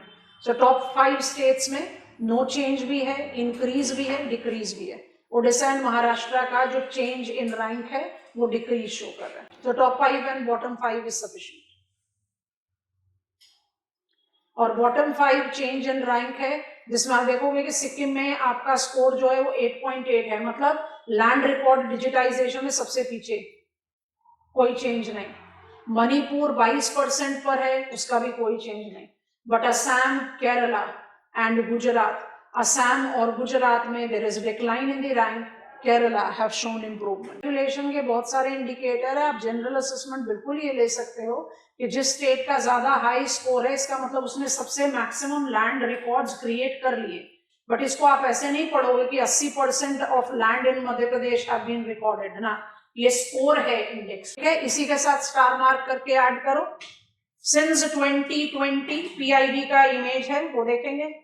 Since 2020 land स्वामित्व in rural India have been mobilized, integrated with भू आधार, भूमि से भू ले लिया, स्वामित्व here is survey of villages and mapping with improvised technology in village area. So drone surveying है, we have generated property cards, तो ये कुछ factual details है जो आप ऐड कर सकते हो, but स्वामित्व stands for this. 2020 में it has been mobilized specifically for rural India. Land records digitized. So mixed bag performance. ऐसा नहीं है कि हम पूरे failure है और ऐसा भी नहीं है कि हम पूरे के पूरे successful हैं। जब तक land records हमारे पास नहीं है, ना तो आप conventional land reforms को fully accomplish कर पाओगे, ना आप sustainable land use planning कर पाओगे। आपके पास सबसे पहले तो clear land record होना चाहिए ना, किस तरीके का कौन सा land है। इसलिए modern land reform stands for agree abolition of intermediaries, mobilization of tenancy reform, land sealing, consolidation of land with land pooling, ये सब कुछ एप्लीकेबल है। बट जो 5वां पॉइंट है वो सबसे ज्यादा इंपॉर्टेंट है, इसलिए हमने आप उसको लिखवाया as current. And what is that? Land digitisation. Land record index identifies mixed bag performance because without favorable availability of data, आपने NAPCC में भी एक मिशन पिकअप किया, national mission on strategic knowledge. जब तक आपके पास डेटा बेस ही नहीं है, आप क्या चीज को कैसे प्लान करोगे? नहीं कर सकते। कंफर्टेबल? आप बोल्ड हेडिंग बनाए, डन हो गया, हटा दें, बोर्ड पर आ रहे हैं। Land digitisation which is the modern version of land reform is giving us the data to facilitate land use planning. अब लैंड यूज प्लानिंग तो अपने आप में बड़ा ओपन एंडेड होता है, और लैंड यूज प्लानिंग में एक conventional and till date important block है, उसको हम अप्लाई कर ले और उसके बाद फिर हम बात कर लेते हैं लैंड यूज प्लानिंग की। तो land digitisation will help us with implying land capability classification. हम कहेंगे लैंड केपेबिलिटी क्लासिफिकेशन को बॉक्स में डालो, बॉक्स इंफॉर्मेशन बताओ। सिलेबस में अलग से लिखा हुआ टॉपिक है तो क्वेश्चन अलग से पूछा जा सकता है। Land capability classification, land capability classification बहुत इजी हुई है, आप ही के सामने डायग्राम बनाएंगे फिर आप बना लेंगे, बॉक्स में डालना है इसको। क्वेश्चन के डिमांड पर डिसाइड करना बनाना है कि नहीं। Point 1, Survey of India in collaboration with National Remote Sensing Agency attempted land capability classification principally to identify distinction between cultivable or arable land and non-cultivable or non-arable land. This classification involves 9 different land use को boldly underline करो, that is comprised of wildlife, forestry, grazing and cultivation. Break the statement and write involving 8 class category denoted numerical. जब study plan दे रहे थे तब भी आपको बताया था एक बहुत कॉमन मिस्टेक स्टूडेंट्स करते हैं कि वो लैंड केपेबिलिटी को क्रॉप केपेबिलिटी के बराबर मान लेते हैं। आप सबको पता है कि क्रॉप केपेबिलिटी, ये वाली लाइन ना ड्रॉ करें तो अच्छा है, हमारा डायग्राम में थोड़ा सा प्रॉब्लम होगा। इसके पास कितने लैंड यूज हैं? 9, पर हमने आपको लैंड यूज जो लिखवाया 9 तो लिस्ट बनी नहीं। कितने नाम लिखवाया आपको? वाइल्ड लाइफ लिखवा है, फॉरेस्ट्री लिखवा है, ग्रेजिंग लिखवा है, कल्टीवेशन लिखवा है, तो 4 ही बने, 9 कैसे हुए वो बना रहे हैं। अब इस पार्ट पर हम आ जाते हैं, क्लास कैटेगरी को उधर मार्क कर दिया, पहले हम क्रिएट आउट कर देते हैं टेबल, उसके बाद आपको समझाते हैं, और मुझे क्लासिफिकेशन क्या क्या मिले उसको जस्टिफाई करें, जगह ज्यादा चाहिए होगी तो हम आगे बढ़ जाएंगे। मेरे पास है वाइल्ड लाइफ, फिर मेरे पास है फॉरेस्ट्री, ये दोनों तो हमने एज इट इज लिख दिया। उसके बाद हमने आपको बताया ग्रेजिंग, ग्रेजिंग के 3 कैटेगरी, कैसे, लिमिटेड ग्रेजिंग, मॉडरेट ग्रेजिंग, एक बार इसको ऐसे बना लोगे एकदम task for ever done, and intensive grazing. इसके बाद नेक्स्ट कौन सा बताया आपको, कल्टीवेशन। कल्टीवेशन की भी ये 3 कैटेगरीज लेंगे, चौथा ऐड कर देंगे। कौन कौन सा बना कल्टीवेशन का, limited cultivation,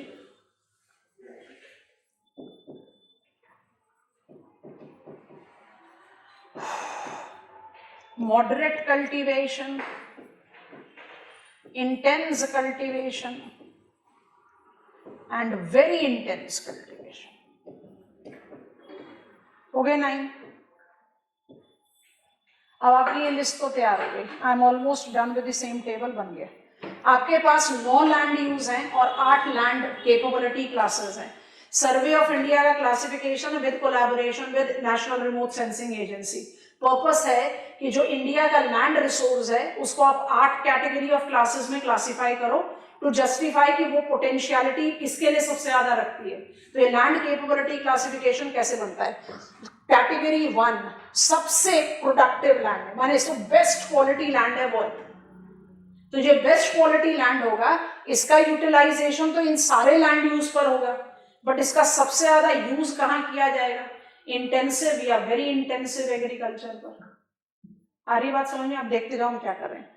intensive and very intensive culture तक लेकर आपने क्लास कैटेगरी 1 को इनकॉर्पोरेट कर लिया। मॉडरेट पर क्लास कैटेगरी 2 आएगी, इंटेंसिव ग्रेजिंग पर क्लास कैटेगरी 3 आएगी, मॉडरेट ग्रेजिंग पर क्लास कैटेगरी 4 आएगी। यहां पर रुक जाएंगे हम। Class 1, 2, 3, 4 are high quality land. They are denoting which category of land? Arable. इसमें बेस्ट क्वालिटी लैंड कौन सा है, क्लास 1। उसको आप वाइल्ड लाइफ में भी डाल दो, फॉरेस्ट्री में भी डाल दो, ग्रेजिंग में भी डाल दो, कल्टीवेशन में भी डाल दो, पर उसका बेस्ट यूटिलाइजेशन का है इंटेंसिव या वेरी इंटेंसिव कल्टीवेशन पर। टेबल को बढ़ाते जाओ, आपका ग्रेजिंग से जैसे जैसे आगे बढ़ते जाओगे लैंड केपेबिलिटी क्लासेस जो है वो वीक होती चली जाएंगी, and you will be having on their categorisation as what, non arable. ये नॉन अरेबल कैटेगरीज को आप किसके साथ एसोसिएट करते हैं, poor category of soil. Poor categories of land को आप किस कैटेगरी से डिमार्केट करो, यहाँ बाउंड्री बना देते हैं 5, 6, 7 and 8। It can be put to grazing, forestry. तो छोटा नागपुर प्लाटियो में आपने एग्रो क्लाइमेटिक रीजन में क्यों कहा कि भाई सेल्वी पास्चर कल्चर बेस्ट है, कल्टीवेबल नहीं है ना भाई, soil quality, red soil, drought prone region, I can not put it to cultivation. किस पे डाल दोगे, फॉरेस्ट्री पे, ज्यादा बेटर विन विन कॉम्बिनेशन। क्योंकि हम क्लास 1 को इन दोनों के साथ अप्लाई करते हैं तो थोड़ा सा मैनिपुलेशन किया डायग्राम में। आप कैसे इस डायग्राम को क्रिएट कर रहे हो, class 1 is incorporating all the possible land use, but it is principally going till which land use, दोनों लास्ट। और उसके बाद आप लैंड यूज को इवेंचुअली श्रिंक करते जाएंगे, आप लोअर क्लास कैटेगरी में चले गए। अरेबल को आप कल्टीवेबल में सप्लीमेंट कर दो, लिखवा दिया ये आपको, एंड नॉन अरेबल को non cultivable.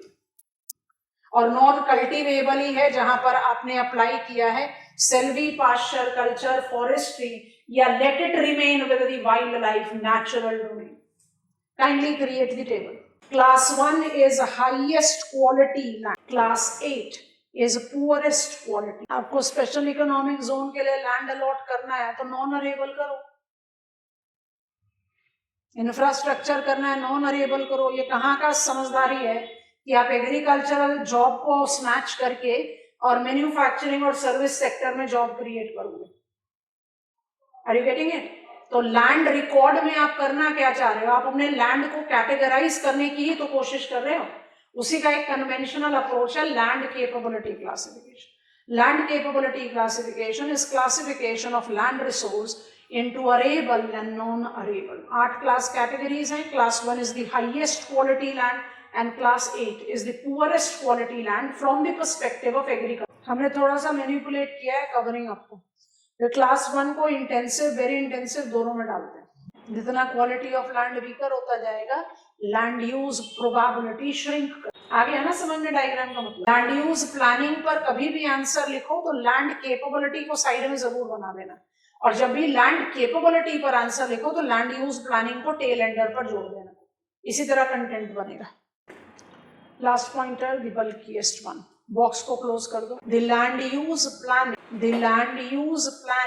applied in India, integrative of land capability classification. If required, you know how to detail it.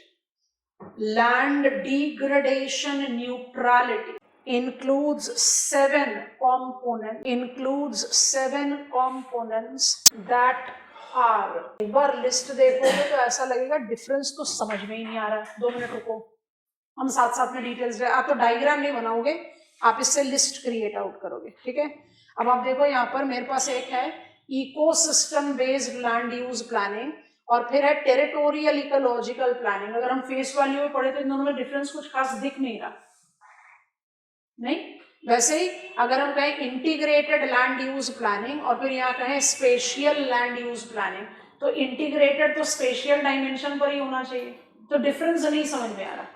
ये हमारे लिए थोड़ा सा फास्ट फॉरवर्ड हो जाएगा क्योंकि हमने रीजनल प्लानिंग ऑफ इंडिया नहीं किया है. बट रीजनल प्लानिंग तब तक ही अच्छी तरह से नहीं किया जा सकता जब तक मुझे इंडिया का physical, economic, demographic all parameter clear ना हो.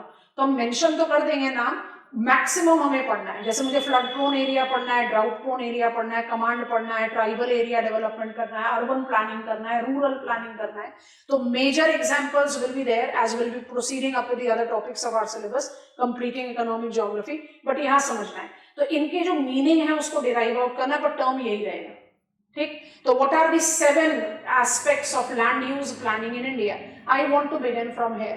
तो आप यहाँ से डायग्राम लेते जाओगे और लिखते जाओगे. हम क्विक पॉइंटर्स ऐड कराते जा रहे हैं, लिखते जाएंगे. Number 1, ecosystem based land use planning. 7th will be including everything, इसलिए सीक्वेंस ऐसे पकड़ लिया. आप किसी भी सीक्वेंस में लिख सकते हो. Ecosystem based land use planning. Underline करो, डैश डालो. It denotes combination of land climate and biodiversity dynamics. अब अंडरलाइन करेंगे. Generating agricultural planning, targeting hunger abatement. की टर्म पकड़ेंगे. Ecosystem based land use planning agriculture oriented है. ठीक है. Number 2, regional land use plan. Underline dash. It orients towards specification of land use. पूरा topic है इस पर. Specification of land use planning in accordance to existing challenges and prospects. Dash डालकर example लिख लो. Tribal area, flood prone area, rural area development etcetera. Number 3, integrated land use plan. It involves watershed management and command area development approaches that integrates water, land, an entire range of economic activities. Area development. Number 4, territorial ecological planning. It essentially targets ecological restoration, that is in the ages of Ministry of Environment, Forest, Climate Change. Number 5, urban land use planning. अपने आप ही बोल रहा है, इसमें ज्यादा लिखने की जरूरत नहीं है. Relates to town planning, slums development under Ministry of Housing and Urban Affairs. Next in the list is spatial land use planning. Highlights specific natural conditions in regional planning approaches as mountain area development, island territory development, desert development. 2 minute के लिए रुको, 7वां point लिखने से पहले रुक जाओ जरा.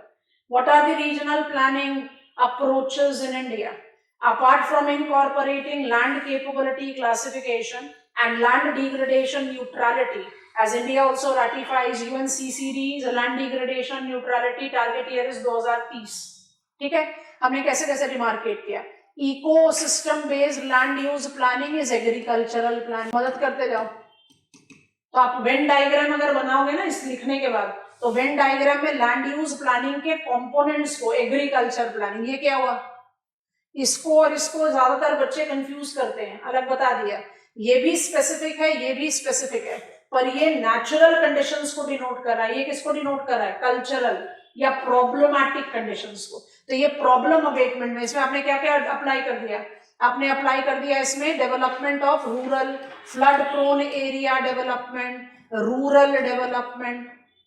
आप इसमें क्या चीज जज करो, like this by default it is also related with something specific, है स्पेशियल पैटर्न, बट वो नेचुरल कंडीशंस को जस्टिफाई कर रहा है. ये जस्टिफाई कर रहा है प्रिवेलिंग चैलेंजेस को. आप उन चैलेंजेस को ओवरकम करने की कोशिश कर रहे हो. इंटीग्रेटेड में आप डालते हो जहां पर आप मल्टीपल कंपोनेंट्स को इंटीग्रेट करके चलते हो. आप बोलोगे हम तो सारे लैंड यूज प्लानिंग में मल्टीपल कंपोनेंट्स को इंटीग्रेट करते हैं, but we have got the programmes identified as watershed management and command area development, जो by default water resource planning में इनको पढ़ेंगे. फ्लड अबेटमेंट, ड्राउट अबेटमेंट के बारे में बात कर रहा है, लेकिन कोई भी कमांड एरिया या कोई भी वाटरशेड एक्सक्लूसिवली एग्रीकल्चर पर नहीं है. Town development, tourism development, drinking water supplies, growth in urbanisation, सब कुछ अवेलेबल है, इंडस्ट्रीज, सब कुछ इंटीग्रेटेड अप्रोच. ये किस पर गया, ये गया आपका इकोसिस्टम पर, तो पूरा का पूरा इकोलॉजिकल सेटअप. ये किस पर जा रहा है, टाउन प्लानिंग पर. ये तो अपने आप ही बोल रहा है, कोई प्रॉब्लम ही नहीं है इसके साथ. मेरे ख्याल से जो मेजर प्रॉब्लम आती है वो इन दोनों में आती है, नंबर 6 और नंबर 2, और इन सब कंपोनेंट के साथ जाता है नंबर 7. वो क्या है, bottom up strategy, participatory. Town planning करनी है, स्लम डेवलपमेंट करना है, रूरल डेवलपमेंट करना है, वाटर रिसोर्स प्लानिंग करनी है, माउंटेनस एरिया प्लानिंग करनी है, एग्रीकल्चरल प्लानिंग करनी है. It has to be participatory, community participation. पहले लिख लो number 7. Number 7, participatory land use. Participatory land use planning applied to all the other 6 components involving bottom up approach. bottom up के साथ दो चीजें हो जाती है ना, community participation भी आ गया और ground truthing भी आ गया, customization भी आ गया ना. एक revision and one drawing of this diagram will give you much ease at remembering them. मान लो एग्जामिनेशन हॉल में अटक गए, 7 कंपोनेंट याद नहीं आ रहे, बिल्कुल इस तरह से लिखा नहीं जा रहा, तो थोड़ी देर के लिए सोचो इसको मैनिपुलेट किया जा सकता. इंडिया का लैंड यूज प्लानिंग स्ट्रैटेजी क्या है, एक एग्रीकल्चरल है, एक एरिया अप्रोच है, एक अर्बन है, एक पार्टिसिपेटरी है. आपको समझ में आ रहा है, एक इकोलॉजिकल है. आपने 5 पॉइंटर्स तो क्रिएट कर ही लिए, इसमें आपने इन दोनों को मिला दिया. आप मैनिपुलेट कर सकते हो. और जैसे ही आप रीजनल प्लानिंग पढ़ लेंगे, जिसमें आप सेटलमेंट ज्योग्राफी में आपको अर्बन प्लानिंग, रीजनल प्लानिंग में रूरल डेवलपमेंट बता देंगे, वाटर रिसोर्स में आपको कमांड एरिया, वाटरशेड बता देंगे, रीजनल प्लानिंग में हमें हिल एरिया डेवलपमेंट भी करना है, आइलैंड टेरिटरी डेवलपमेंट भी करना है. तो you will get multiple case studies, जो आप एक केस स्टडी के साथ अपने आंसर को जस्टिफाई कर पाओगे. जब तक मेरे पास लैंड रिकॉर्ड नहीं होगा, हम by default land resource planning को फेवरेबली इंप्लाई, प्रैक्टिकली इंप्लाई नहीं कर पाएंगे. मेरे पास जब लैंड रिकॉर्ड होगा तभी लैंड यूज प्लानिंग जस्टिफाई होगा. आंसर लिख रहे हो लैंड रिफॉर्म पर, रुकना मत. With intermediaries abolition, tenancy reform, land consolidation, land pooling पर ऐड करो लैंड रिकॉर्ड. लैंड रिकॉर्ड पर आंसर लिख रहे हो तो रुकना मत, लैंड रिकॉर्ड पर. पर्पस क्या है, not just ensuring land ownership, Svamitva, but also justifying land use planning that will make it sustainable. तो ये सब एक दूसरे से लिंक्ड अप है. और कहीं पर भी आप अपने जनरल स्टडीज पर्सपेक्टिव से ओवर इंस्पायर होकर सिर्फ हिस्टोरिकल डायमेंशन पर अगर आपने लैंड रिफॉर्म्स का आंसर लिखा तो वो हिस्टोरिकल मार्क्स ही मिलने हैं. कंटेम्प्रेरी एज देना जरूर. हमने आपको 7 कंपोनेंट लिखवा दिए. मुझे नहीं लगता कि इस डायग्राम को आपको कॉपी करना है. एग्जामिनेशन में अगर ये टेल एंडर है, आपका पूरा का पूरा आंसर जा रहा है towards land reforms, not land planning, तो रिफॉर्म्स पर पूरा आंसर लिखो, at the conclusion draw this Venn diagram and it is sufficient, it facilitates land use. Question की डिमांड है, जहां से हमने शुरू किया, land use changes tends to facilitate land reforms and land planning, तीनों चीजों को कंबाइन करते हैं। This completes our syllabus of agriculture. We take economic geography part 2. फटाफट से स्टडी प्लान बनाएंगे, तब मैप पर लेकर जाएंगे। अपना सिलेबस पेज खोल दो। सिलेबस काफी छोटू सा है इसका, जिसमें से हम एक को तो बाहर ही निकाल देंगे। एक्चुअली दो को बाहर निकाल सकते हैं, पर एक को तो निकाल ही देंगे, क्योंकि एक तो एनी केस कहीं ना कहीं फिट इन करके पढ़ना ही है। हम पहले स्टडी प्लान क्रिएट कर रहे हैं, फिर हम आपको इस पेज पर लेकर आएंगे। हमने आपको बोला था हम इकोनॉमिक ज्योग्राफी ऑफ इंडिया पढ़ रहे हैं। पार्ट 1 को हमने जस्टिफाई कर लिया, दैट इज एग्रीकल्चर। अब हम पार्ट 2 की तरफ चल रहे हैं, दैट इज इंडस्ट्रीज। लिखा है सिलेबस में इंडस्ट्रीज, हम बात कर रहे हैं कौन से इंडस्ट्रीज की, मैन्युफैक्चरिंग। इसमें एक जो एक्सप्रेशन एडेड है उसको हम हटा भी सकते हैं, बट इवेंचुअली पढ़ना ही है तो हम उसको ऐड कर लेते हैं। मैन्युफैक्चरिंग हम इसको किस तरह से पढ़ेंगे, सिलेबस पर टिक करा रहे हैं थोड़ी देर में, पहले इसको जज करते हैं। हमारा जो एज जोग्राफर्स जो सबसे मेजर ब्लॉक ऑफ लर्निंग रहेगा ना, वो रहेगा लोकेशनल एनालिसिस। आपको ये टर्म बहुत आराम से याद आ रहा है। हम एज ए जोग्राफर्स क्या जज करने की कोशिश करते हैं, लोकेशनल पैटर्न। तो लोकेशनल पैटर्न को आप ज्योग्राफी में कहते हैं लोकेशनल एनालिसिस। आपने लीस्ट कॉस्ट अप्रोच भी पढ़ा है, प्रॉफिट मैक्सिमाइजेशन भी पढ़ा है, स्पेशियल मार्जिन्स ऑफ प्रॉफिटेबिलिटी भी पढ़ा है, ग्लोबलाइजेशन का इंपैक्ट भी जस्टिफाई किया है। उसी कंटेक्स्ट में हम अपने सिलेबस का मैक्सिमम पार्ट कवर करते हैं। और कैसे करते हैं जरा पहले सुनते हैं ध्यान से। तो हम इसको अरेंज कर देंगे ताकि थोड़ा सा समझने में आसानी हो। कुछ चीजें लिखी हुई है, कुछ नहीं लिखी हुई, उसको भी ऐड करना जरूरी हो जाता है, बिकॉज कोर सेक्टर में है तो जब इतनी सारी चीजें पढ़ रहे हो तो उसको छोड़ेंगे क्यों। इसका पहला part I ideally begin from there, क्योंकि एग्रीकल्चर में हमने फर्टिलाइजर को आधा छोड़ा रखा है तो उसको पूरा करना है, तो आई बिगिन फ्रॉम देयर। हमसे बिगिन करते हैं केमिकल इंडस्ट्रीज से। अब इस ग्रुपिंग को हम अपने फैक्टर के बेसिस पर करें जिससे हमें समझने में आसानी हो, ठीक है। उसके बाद अभी हम इसको डिटेल्स लेंगे तो थोड़ा सा गैप छोड़ना। उसके बाद हम ले लेते हैं मेटलर्जिकल इंडस्ट्री, और फिर हम ले लेते हैं एग्रो बेस्ड इंडस्ट्री। इसमें मेरा मैक्सिमम ऑफ द सिलेबस जो है वो कवर हो जाएगा। कैसे कवर होगा, पकड़ते हैं। केमिकल इंडस्ट्रीज में मुझे पढ़ना है फर्टिलाइजर, मुझे पढ़ना है फार्मास्यूटिकल,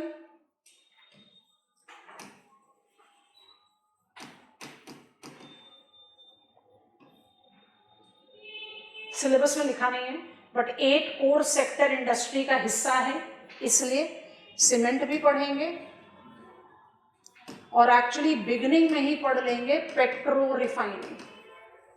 आप याद करो हमने एनर्जी सेक्टर ऑफ इंडिया को थोड़ा सा डिले कर रखा है।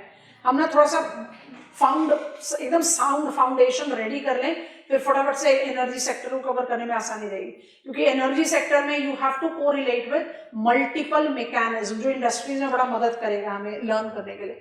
अच्छा सोचो, केमिकल इंडस्ट्रीज को पढ़ते हुए हम पेट्रोकेमिकल इंडस्ट्री से शुरुआत करें तो मेरे पास एक रिफाइनरी है इंडिया में जिसकी लोकेशन है मथुरा। पर मेरी knowledge of geological structure of India कहती है उत्तर प्रदेश में तो कोई क्रूड ऑयल बेसिन ही नहीं है, तो पाइपलाइन आया ना। तो सिलेबस में नहीं लिखा हुआ इन इंडस्ट्रीज, बट मुझे यहीं पर सबसे ज्यादा मदद करेगा। तो हम बनाएंगे कुछ इंपॉर्टेंट कॉन्स्टिलेशन डायग्राम, हम बोलते हैं उसको कॉन्स्टिलेशन डायग्राम। सीमेंट इंडस्ट्री को शुरू करते हुए ही हम पाइपलाइन नेटवर्क को बाय डिफॉल्ट लर्न कर लेंगे, चाहे वो क्रूड ऑयल पाइपलाइन है, चाहे वो प्रोडक्ट पाइपलाइन है, चाहे वो गैस पाइपलाइन है। कुछ की तो फटाफट से रिक्वायरमेंट ही ले लेंगे तो बिल्कुल याद हो जाएगा, क्योंकि जैसे हमने पाइपलाइन बना लिया ना, आप मेरी बात को पकड़ लेना, आप एकदम ईज पर सारे पेट्रो रिफाइनिंग सेंटर की लोकेशन को पकड़ लोगे। पर मेरा सिलेबस कैसे कवर होगा, अब इसको सोचते हैं, पहले इसका लिस्ट तैयार कर देते हैं। यहाँ पर मेरे पास आयरन एंड स्टील लिखा हुआ है और एल्यूमिनियम लिखा। इन दोनों को पढ़ते पढ़ते हम साथ में ना ऑटोमोबाइल सेक्टर को कवर कर लेते हैं, क्योंकि आयरन स्टील सेक्टर के साथ जो मिनी स्टील प्लांट्स हैं वो ज्यादा किसके साथ आता है, ऑटो कंपोनेंट्स के साथ। तो स्टील के साथ ही कंटिन्यूटी में हम ऑटोमोबाइल को कवर कर लेते हैं, ठीक है। और एग्रो बेस्ड इंडस्ट्रीज में मुझे टेक्सटाइल पढ़ना है, जिसमें मेरे सिलेबस में कॉटन एंड जूट लिखा हुआ है, सिल्क हम पढ़कर यहाँ पहुंचे हैं। और जब मिनिस्ट्री ऑफ टेक्सटाइल की टेक्सटाइल पॉलिसी की बात करोगे तो मैन मेड फाइबर की भी बात आएगी, टेक्निकल फाइबर की भी बात आएगी, वुलन टेक्सटाइल की भी बात आएगी, तो सबको ऐड ऑन कर लेंगे। पर फोकस हमारा रहेगा जूट, कॉटन और सिल्क। सिल्क हम ऑलरेडी पढ़कर आए, सिल्क समग्र हमारी नॉलेज में। इसके बाद हम बाय डिफॉल्ट इनकॉर्पोरेट करेंगे शुगर को। सिलेबस में कहीं नहीं लिखा है, बट हमने एनर्जी को अभी भी डिले कर रखा है ना, एथेनॉल पॉलिसी। और हमने आपको बोला था शुगर की स्टोरी समझानी है आपको। शुगर को हम किसके कंटेक्स्ट में पिकअप करते हैं, हम यहीं पर ही ऐड कर देते हैं, food processing. Food processing umbrella ले लेंगे, उसमें शुगर को एक स्पेसिफिकेशन देने के बाद फिर ministry of food processing industry में चले जाएंगे। प्राइमरी सेकेंडरी प्रोसेसिंग आपको पता ही है। Mega food park scheme under प्रधानमंत्री किसान संपदा योजना के बारे में बात कर लेंगे। It will give us a complete clarity there. Syllabus में लिखा हुआ है, इसलिए कंपल्शन में पेपर के बारे में भी पढ़ेंगे। अदरवाइज ना पेपर के एनुअल कंजम्पशन में ना प्रोडक्शन में हमारा कोई लीडिंग स्टेटस है। And actually, with the digitization, environmental concern, paperless economy को हम ज्यादा पुश कर रहे हैं, तो पेपर धीरे धीरे अपना प्रोमिनेंस तो खोता ही जा रहा है। Of course we can not supplement the physical reading of book with the Kindle reading और online reading, but yes paper अपने आप में इतना प्रोमिनेंट नहीं है। अगर सिलेबस में ना लिखा होता तो हम नहीं पढ़ते, but will be learning it. अच्छा, ये मेरा हुआ मेन कोर ऑफ सिलेबस। इसको थोड़ा सा इधर शिफ्ट करते हैं। अब सिलेबस पेज पर ले जाने से पहले हम क्यों बोल रहे हैं कि इस फर्स्ट स्टेप के साथ ही हमारा major content of syllabus cover हो जाएगा, क्योंकि मेरे सिलेबस में लिखा हुआ है, अभी हम पेज पर ले जाएंगे, पहले यहाँ समझते हैं। मेरे सिलेबस में लिखा हुआ है एवोल्यूशन ऑफ इंडस्ट्रीज, ग्लोबलाइज। जब ग्लोबलाइजेशन लोगे तो बाय डिफॉल्ट उसका इम्पैक्ट के बारे में बात करनी पड़ेगी, और जब इम्पैक्ट के बारे में बात करोगे तो उसके अबेटमेंट में आपने जो जो भी चेंजेस इंड्यूस किए हैं उसके बारे में बाय डिफॉल्ट बात करना पड़ेगा। ठीक है, अब 2 मिनट के लिए सोचो। मेरे सिलेबस में अलग अलग टॉपिक्स लिखे हैं, पर हम कभी भी नहीं कहेंगे अब चलो हम पढ़ रहे हैं एवोल्यूशन ऑफ इंडियन इंडस्ट्रीज, बिल्कुल भी नहीं। क्योंकि हम कैसे पढ़ेंगे evolution of Indian industries? Evolution of pharmaceutical, what is it's locational characteristics, raw material है कि मार्केट है, कौन कौन से प्रिंसिपल प्लेयर्स हैं। कई इंडस्ट्रीज में प्रिंसिपल प्लेयर्स में आप इंडस्ट्रियल यूनिट्स के बारे में बात करोगे, जैसे Aurobindo, Shri Aurobindo Pharma, Cipla, Orchid Chemicals, आप फार्मास्यूटिकल की बात कर रहे हैं, National Fertiliser Limited, Rashtriya chemical fertiliser और फर्टिलाइजर की बात कर रहे हो। When you take a preference of cement, you can talk about Adani is strongly gathering up, it's all set to become the leading cement producer, but अभी तक भी हमारे पास अल्ट्राटेक है जो डोमिनेंट सीमेंट प्लेयर है। तो कई बार कई इंडस्ट्रीज में इंडिविजुअल प्लेयर्स की बात होगी, जैसे स्टील अथॉरिटी ऑफ इंडिया, और कई बार आप स्टेट्स के बारे में बात करेंगे, जैसे विच is the leading producer of cotton textile in India, Maharashtra. तो जैसा जो केस होगा हम उस केस के हिसाब से पढ़ेंगे। अच्छा, ये तो गया कन्वेंशनल। मेरा वो कब एवोल्यूशन हुआ इंडस्ट्रीज का, उसका लोकेशनल डिटरमाइनर क्या है, उसके प्रिंसिपल प्रोड्यूसर्स क्या हैं। आपका कोई भी आंसर कंप्लीट तो होना ही नहीं जब तक आप उसको कंटेम्प्रेरी एज पर नहीं लेकर जाओ। मेरा मॉडर्न कॉटन मिल्स जो है 1850 से चल रहा है, तो 1850 वाली पॉलिसी आज के डेट में थोड़ी ना काम करेगी। हम principal producer of cotton textile है, world dominant market of man made fibre है। हमारा टेक्सटाइल सेक्टर अपने आप ही उसमें पिछड़ रहा है, हम ग्लोबल कॉम्पिटिटिवनेस में जनरेट ही नहीं कर पा रहे। That is the reason we have started mobilising MFF, man made fibre, as priority domain. तो वो किसके कंटेक्स्ट में आ रहा है? ग्लोबलाइजेशन में। तो उस स्पेसिफिक सेक्टर में क्या क्या चैलेंजेस हैं जो because of the globalisation has evolved, और उस हिसाब से हमने किस तरह से पॉलिसी मोल्ड किया। New fertiliser policy, new steel policy, new textile policy, new pharmaceutical policy. तो उन पॉलिसीज के जो प्रोविजंस हैं उसको आप किस तरह से उस सेक्टर के प्रॉब्लम को ओवरकम करना, प्रोस्पेक्ट को मोबिलाइज करना, और प्रॉब्लम एंड प्रोस्पेक्ट किस कंटेक्स्ट में है? ग्लोबलाइजेशन के तो आपका major part of syllabus cover होगा यहाँ पे। और जैसे ही ये कवर हो जाता है उसके बाद हम पहले स्टेप बना लेते हैं। अब जैसे इसको कवर कर लें, localisation, local of manufacturing industry, फिर आप पहुंच सकते हो इन कंसोलिडेशन। हम बात करना शुरू कर देंगे कंसोलिडेशन की। तो कंसोलिडेशन कैसे करेंगे? Will take reference of business houses, multinational companies. आज की डेट में इनको डिमार्केट करना है, सेपरेट करना है कि एमएनसीज अलग हैं, बिजनेस हाउसेज अलग है, कितना गलत है, गड़बड़ है। बिजनेस हाउसेज आपने कहा अंबानी या Adani, they are also MNCs, multinational presence तो है ही। तो what are business houses and what are MNCs, what are their impacts, positive negative, ये ग्लोबलाइजेशन का एक्सटेंशन है, बट इसको सेपरेटली हैंडल करना पड़ेगा। Role of business houses, role of MNCs, what is their impact in the overall economic purview. ये करने के बाद फिर हम बात करना शुरू करेंगे geographical as. I will not devote more than 1 hour to it, हम बहुत फास्ट फॉरवर्ड मोड पर जाएंगे। इंडस्ट्रियल रीजन्स ऑफ इंडिया, एकदम टिपिकल कन्वेंशनल ज्योग्राफी टॉपिक हो गया। याद करो वर्ल्ड जब पढ़ रहे थे तो हमने कहा था मॉडर्न इंडस्ट्रियलाइजेशन में चाइना के बाद इंडिया लिखना, अभी सिर्फ इंडिया लिखकर छोड़ दो। जब इंडिया में पहुंचेंगे तो इंडियन इंडस्ट्रियल रीजन बड़े आराम से हमारे साथ हो जाएगी। बोलने की जरूरत नहीं है कि इंडस्ट्रियल रीजन में आप इंडस्ट्रियल कॉम्प्लेक्सेस को इंक्लूड करते हैं, तो हम उसको भी इंक्लूड कर लेंगे। और जैसे ये खत्म हुआ उसके बाद हम एक अम्ब्रेला स्टेप ले लेंगे जिसको आप हर इंडस्ट्री के साथ अप्लाई कर सकते हो। I am talking about national manufacturing policy, आत्मनिर्भर भारत, विकसित भारत 2047, सारे प्रोविजंस। इस प्रोविजन में जानबूझकर MSMEs लिखेंगे क्योंकि सिलेबस में लिखा हुआ है small and cottage industry. MSMEs को भी लेंगे, will take reference of Spurti, will take up the reference of National Industrial Manufacturing Zones, EBRC। EBRC को भी अम्ब्रेला में नहीं रखेंगे, हटा देते हैं यहाँ से, इसको ज़्यादा ट्रेड में अम्ब्रेला में रखा जाता है रादर देन मैन्युफैक्चरिंग, हटा देते हैं। इंडस्ट्रियल कॉरिडोर, इंडस्ट्रियल टाउनशिप, सब चीज़ों के बारे में बात करेंगे। नेशनल मैन्युफैक्चरिंग पॉलिसी, यहाँ मेरा मैन्युफैक्चरिंग खत्म हो जाएगा, तब हम 5वें पॉइंट पर आपको टूरिज्म बता देंगे। टूरिज्म को स्टार मार्क में डाल दो क्योंकि हमने हेडिंग बनाई है मैन्युफैक्चरिंग इंडस्ट्री। टूरिज्म मैन्युफैक्चरिंग में नहीं जाता, वो सर्विस सेक्टर पर जाता है। Tourism including eco tourism syllabus में लिखा हुआ है। अब ओपन कर लो सिलेबस का पेज। चलिए, इंडस्ट्री को फोकल पॉइंट पर दे दिया आपने, अपना स्टडी प्लान जैसे डिमार्केट किया उस हिसाब से देख लो। Locational factors of cotton, jute, textile, iron, steel, aluminium, fertiliser, paper, chemical, pharmaceutical, automobile. ठीक हुआ कि नहीं? हमारा टॉपिक 1 हो गया। अच्छा, इस टॉपिक 1 में जिसको हमने ऑर्गेनाइज कर दिया, केमिकल भी पढ़ेंगे अलग से, मेटलर्जिकल भी पढ़ेंगे, सारी लिस्ट आ गई। उसके बाद थोड़ा सा ध्यान से देखो, एवोल्यूशन ऑफ इंडस्ट्रीज सबसे बिगिनिंग टॉपिक लिखा हुआ है, तो हम इसको कैसे पढ़ेंगे? Evolution of textile, cotton textile, evolution of pharmaceutical, तो इस तरह से सेक्टर स्पेसिफिक। और उसी पॉइंट पर ये मल्टीनेशनल्स को मत लो, बस पिकअप कर लो लिबरलाइजेशन, क्योंकि मेरा जितना भी प्रॉब्लम और चैलेंज है ना वो लिबरलाइजेशन, ग्लोबलाइजेशन का आउटकम। तो ये मेरा टॉपिक 1 में कवर हो गया। ठीक। अच्छा, टॉपिक 2 में हमने क्या पिकअप किया? टॉपिक 2 में आप स्टडी करना शुरू कर दोगे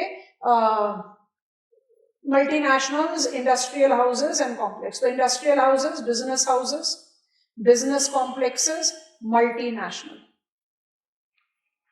ठीक है। अब यहां पर हमने लिखा नहीं, अंडरलाइन कर लो, पब्लिक सेक्टर अंडरटेकिंग्स को भी पिकअप कर लो, क्योंकि जैसे हम लोकेशनल फैक्टर करेंगे ना, तो जो सेंट्रल पब्लिक सेक्टर एंटरप्राइजेस है उनका लगभग सारा डोमेन हमारे सामने आ जाएगा। Steel Authority of India Limited आ गया, समझ में आ रहा है कि नहीं? एक सैंपल केस ले तो, बट उसका स्पेसिफिकेशन हमें लेना पड़ेगा मैन्युफैक्चरिंग पॉलिसी में। We have revamped central public sector enterprises with minimum of government, maximum of governance. आपने पब्लिक सेक्टर एंटरप्राइजेस के सेक्टर्स को श्रिंक किया है, तो role of public sector enterprises तो आप पढ़ लोगे विद मैन्युफैक्चरिंग इंडस्ट्रीज, बट उसका जो मॉडिफिकेशन है वो हम इंडस्ट्रियल पॉलिसी में पिकअप करेंगे। हमने इसलिए एक सेपरेट टॉपिक बनाया था 2, role of business houses, multinationals, क्योंकि पीएससीज का काम तो आपका मैन्युफैक्चरिंग लिस्ट में ही कवर हो जाएगा। जैसे ही ये हो गया, फिर हम स्टेप नंबर 3 पर आ जाते हैं, इंडस्ट्रियल रीजनलाइजेशन ऑफ इंडिया, है ना? एकदम टिपिकल ज्योग्राफिकल टॉपिक है, वो थोड़ा सा मुझे रिमाइंडर दे देगा सारी चीजें जो हम यहाँ तक पढ़ के पहुंचेंगे। अच्छा, उसके बाद आप मार्क करो नंबर 4। नंबर 4 क्या मार्क हुआ? न्यू इंडस्ट्रियल पॉलिसीज, देखो खुद से ही प्लूरल लिखा हुआ है क्योंकि एक नहीं है, बहुत सारे हैं। अब इसी में कॉटेज एंड एग्रो बेस्ड तो आपको बता दिया, एग्रो बेस्ड को फर्स्ट में ही ऐड करना चाहिए था, नहीं करा हमने। कॉटेज इंडस्ट्री आपने 2005 से तो उसको रेगुलेट कर दिया ना as micro small and medium enterprises, तो कॉटेज स्मॉल सेल लिखने के बजाय हम एमएसएमईज लिखते हैं। तो न्यू इंडस्ट्रियल पॉलिसीज में आप एमएसएमईज एक्ट और उसके प्रोविजन के बारे में भी लिख लोगे, ये काम हो जाएगा। एंड फाइनली स्टेप नंबर 5 ये आया टूरिज्म इंक्लूडिंग इको टूरिज्म। क्या काट दिया? स्पेशल इकोनॉमिक जोन नहीं पढ़ेंगे यहाँ, कहाँ पढ़ेंगे? ट्रेड, एसईजी को तो ट्रेड में ही ले जाना चाहिए ना, नेक्स्ट ब्लॉक ट्रेड का होगा, उसमें ट्रेड में उसको पढ़ेंगे। आगे ये बात समझ में? तो will begin with locational analysis of Indian industries. अगर सिलेबस का टॉपिक का बिल्कुल वर्ड टू वर्ड लिखकर थे तो locational factor, chemical industry, metallurgical industry and agro based industry. Agro based industry को मार्क कर लो, नंबर 1 में हमने मार्क नहीं करवाया था। इसी में फूड प्रोसेसिंग को ऐड कर लेंगे ना, शुगर को ऐड कर लेंगे, पेपर लिखा ही हुआ है तो ऐड करना पड़ेगा। पेपर को हम एग्रो बेस्ड में क्यों लेते हैं?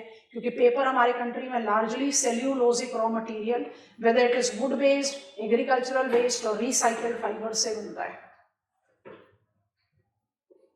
ठीक है, राजस्थान में तो अबू हिल्स आपको मैप ऑफ इंडिया में भी दिखाई दे रहा है, Guru Shikhar, but regional map पर आने के पीछे रीजन है गुजरात का, तो आपने अबू हिल्स मार्क कर लिया है ना। अब वहां से ना गुजरात में एंटर कर जाओ, गुजरात में कठियावाड़ में एंटर करना। कठियावाड़ पेनिनसुला में आपको Sarkala peak of Gir and Venu peak दिखाई दे रहे हैं। I hope you are noticing them. Sarkala और वेणु जो हैं वो कठियावाड़ के पीक्स हैं, लेकिन गुजरात का जो टॉलेस्ट पीक है वो पावागढ़ है। आपको दिखाई दे रहा है कि पावागढ़ गोधरा के बिल्कुल साउथ में विंध्यन रेंज का हिस्सा है। मिला कि नहीं पावागढ़? तो पावागढ़ टॉलेस्ट हो गया। बाकी हम जैसे ही इमेजिन करते हैं गुजरात के पीक्स तो हम बाई डिफॉल्ट पहुंच जाते हैं भाई कठियावाड़ में पहुंच। ठीक है, अब इसके बाद आप आ जाएंगे आपके पीक पार एक्सीलेंट वाले मैप पर। हम पहुंचे हैं उत्तराखंड में। उत्तराखंड में थोड़ा सा ध्यान से देखना, बहुत सारे पीक्स का क्लस्टर है हिमाद्री, तो छोटे छोटे छोटे छोटे कॉन्स बनते जाएंगे। आप इनको ना इसी तरह से मार्क भी करना तो याद रखना भी आसान रहेगा। I am in Uttarakhand and I am asking you to mark up Kamet. एक स्टेप साउथ गए तो चौखंबा, यस। बिल्कुल ईस्ट की तरफ मूव करने लगे तो दोनागिरी, और थोड़ा सा ईस्ट की तरफ चले गए तो नंदा देवी, और साउथ में गए तो त्रिशूल, और उसके साउथ में गए तो Nanda Kot. I am repeating, Kamet, Chaukhamba, Dunagiri, Nanda Devi, Trishul, Nanda Kot. अब बैक टू कामेत, इस सीक्वेंस से थोड़ा सा हटकर वेस्ट की तरफ चले जाओगे, भद्रापुंज पीक दिखाई देगा, just neighbouring Gangotri. Bhadrapunj peak is giving you Yamunotri और गंगोत्री वैली ग्लेशियर का डिमार्केशन। समझ में आ रहा है कि नहीं? And then moving towards west, I can safely enter Jammu and Kashmir and I can take a peak as Nanga Parvat by default. उसके थोड़ा सा साउथ में आओगे तो हरामुख, हिमालयाज के पीक मार्क कर रहे हैं। थोड़ा और साउथ में आओगे तो कोलाहोई छोड़ सकते हो, लो हाइटेड पीक है। And then get on to trans Himalayas concentrating on Karakoram. एकदम वेस्ट से शुरू कर रहे हैं, है तो पाकिस्तान ऑक्यूपाइड कश्मीर में, बट मार्क कर सकते हो। तो सबसे वेस्ट में तो 10 पर पीक दिखाई दे रहा होगा आपको। बटूरा ग्लेशियर को क्रॉस करेंगे तो आपको रका कोशी और दस्ते गिलसार पीक्स दिखाई दे रहे हैं। इस पर ग्लेशियर के साउथ में हरामोश पीक दिखाई दे रहा है। हमने ये सारे ग्लेशियर्स अपने स्टडी में लिखा हुआ है। अब थोड़ा ईस्ट में जाएंगे तो much taller and more popular peaks मिलेंगे। K2 मिला, उसके इमीडिएट साउथ में आपको ब्रॉड पीक मिल रहा है। थोड़ा सा ईस्ट में गशेर ब्रुम 2 और साउथ में गशेर ब्रुम 1। नोटिस करो कि ये चारों पीक 8000 मीटर से ऊंचे हाइट पर हैं। एंड फाइनल पेयर आप बल्तोरो ग्लेशियर के साउथ में Masherbrum and golden thorn peak को देख सकते हो। ऐसे ही मार्क करेंगे जैसे आपको हम बार बार बना हुआ मैप दिखा रहे हैं। हर के साथ पीक नहीं लिखोगे, हमने लिखा हुआ है पीक, आपको पीक नहीं लिखना है, बट उसकी location in terms of which range it belongs to, which political unit it belongs to, ये नॉलेज में होना चाहिए। And then you can easily add on कौन सा बायोम है, कौन सा क्या है, you can easily add the content there. Okay, done for today. See you tomorrow.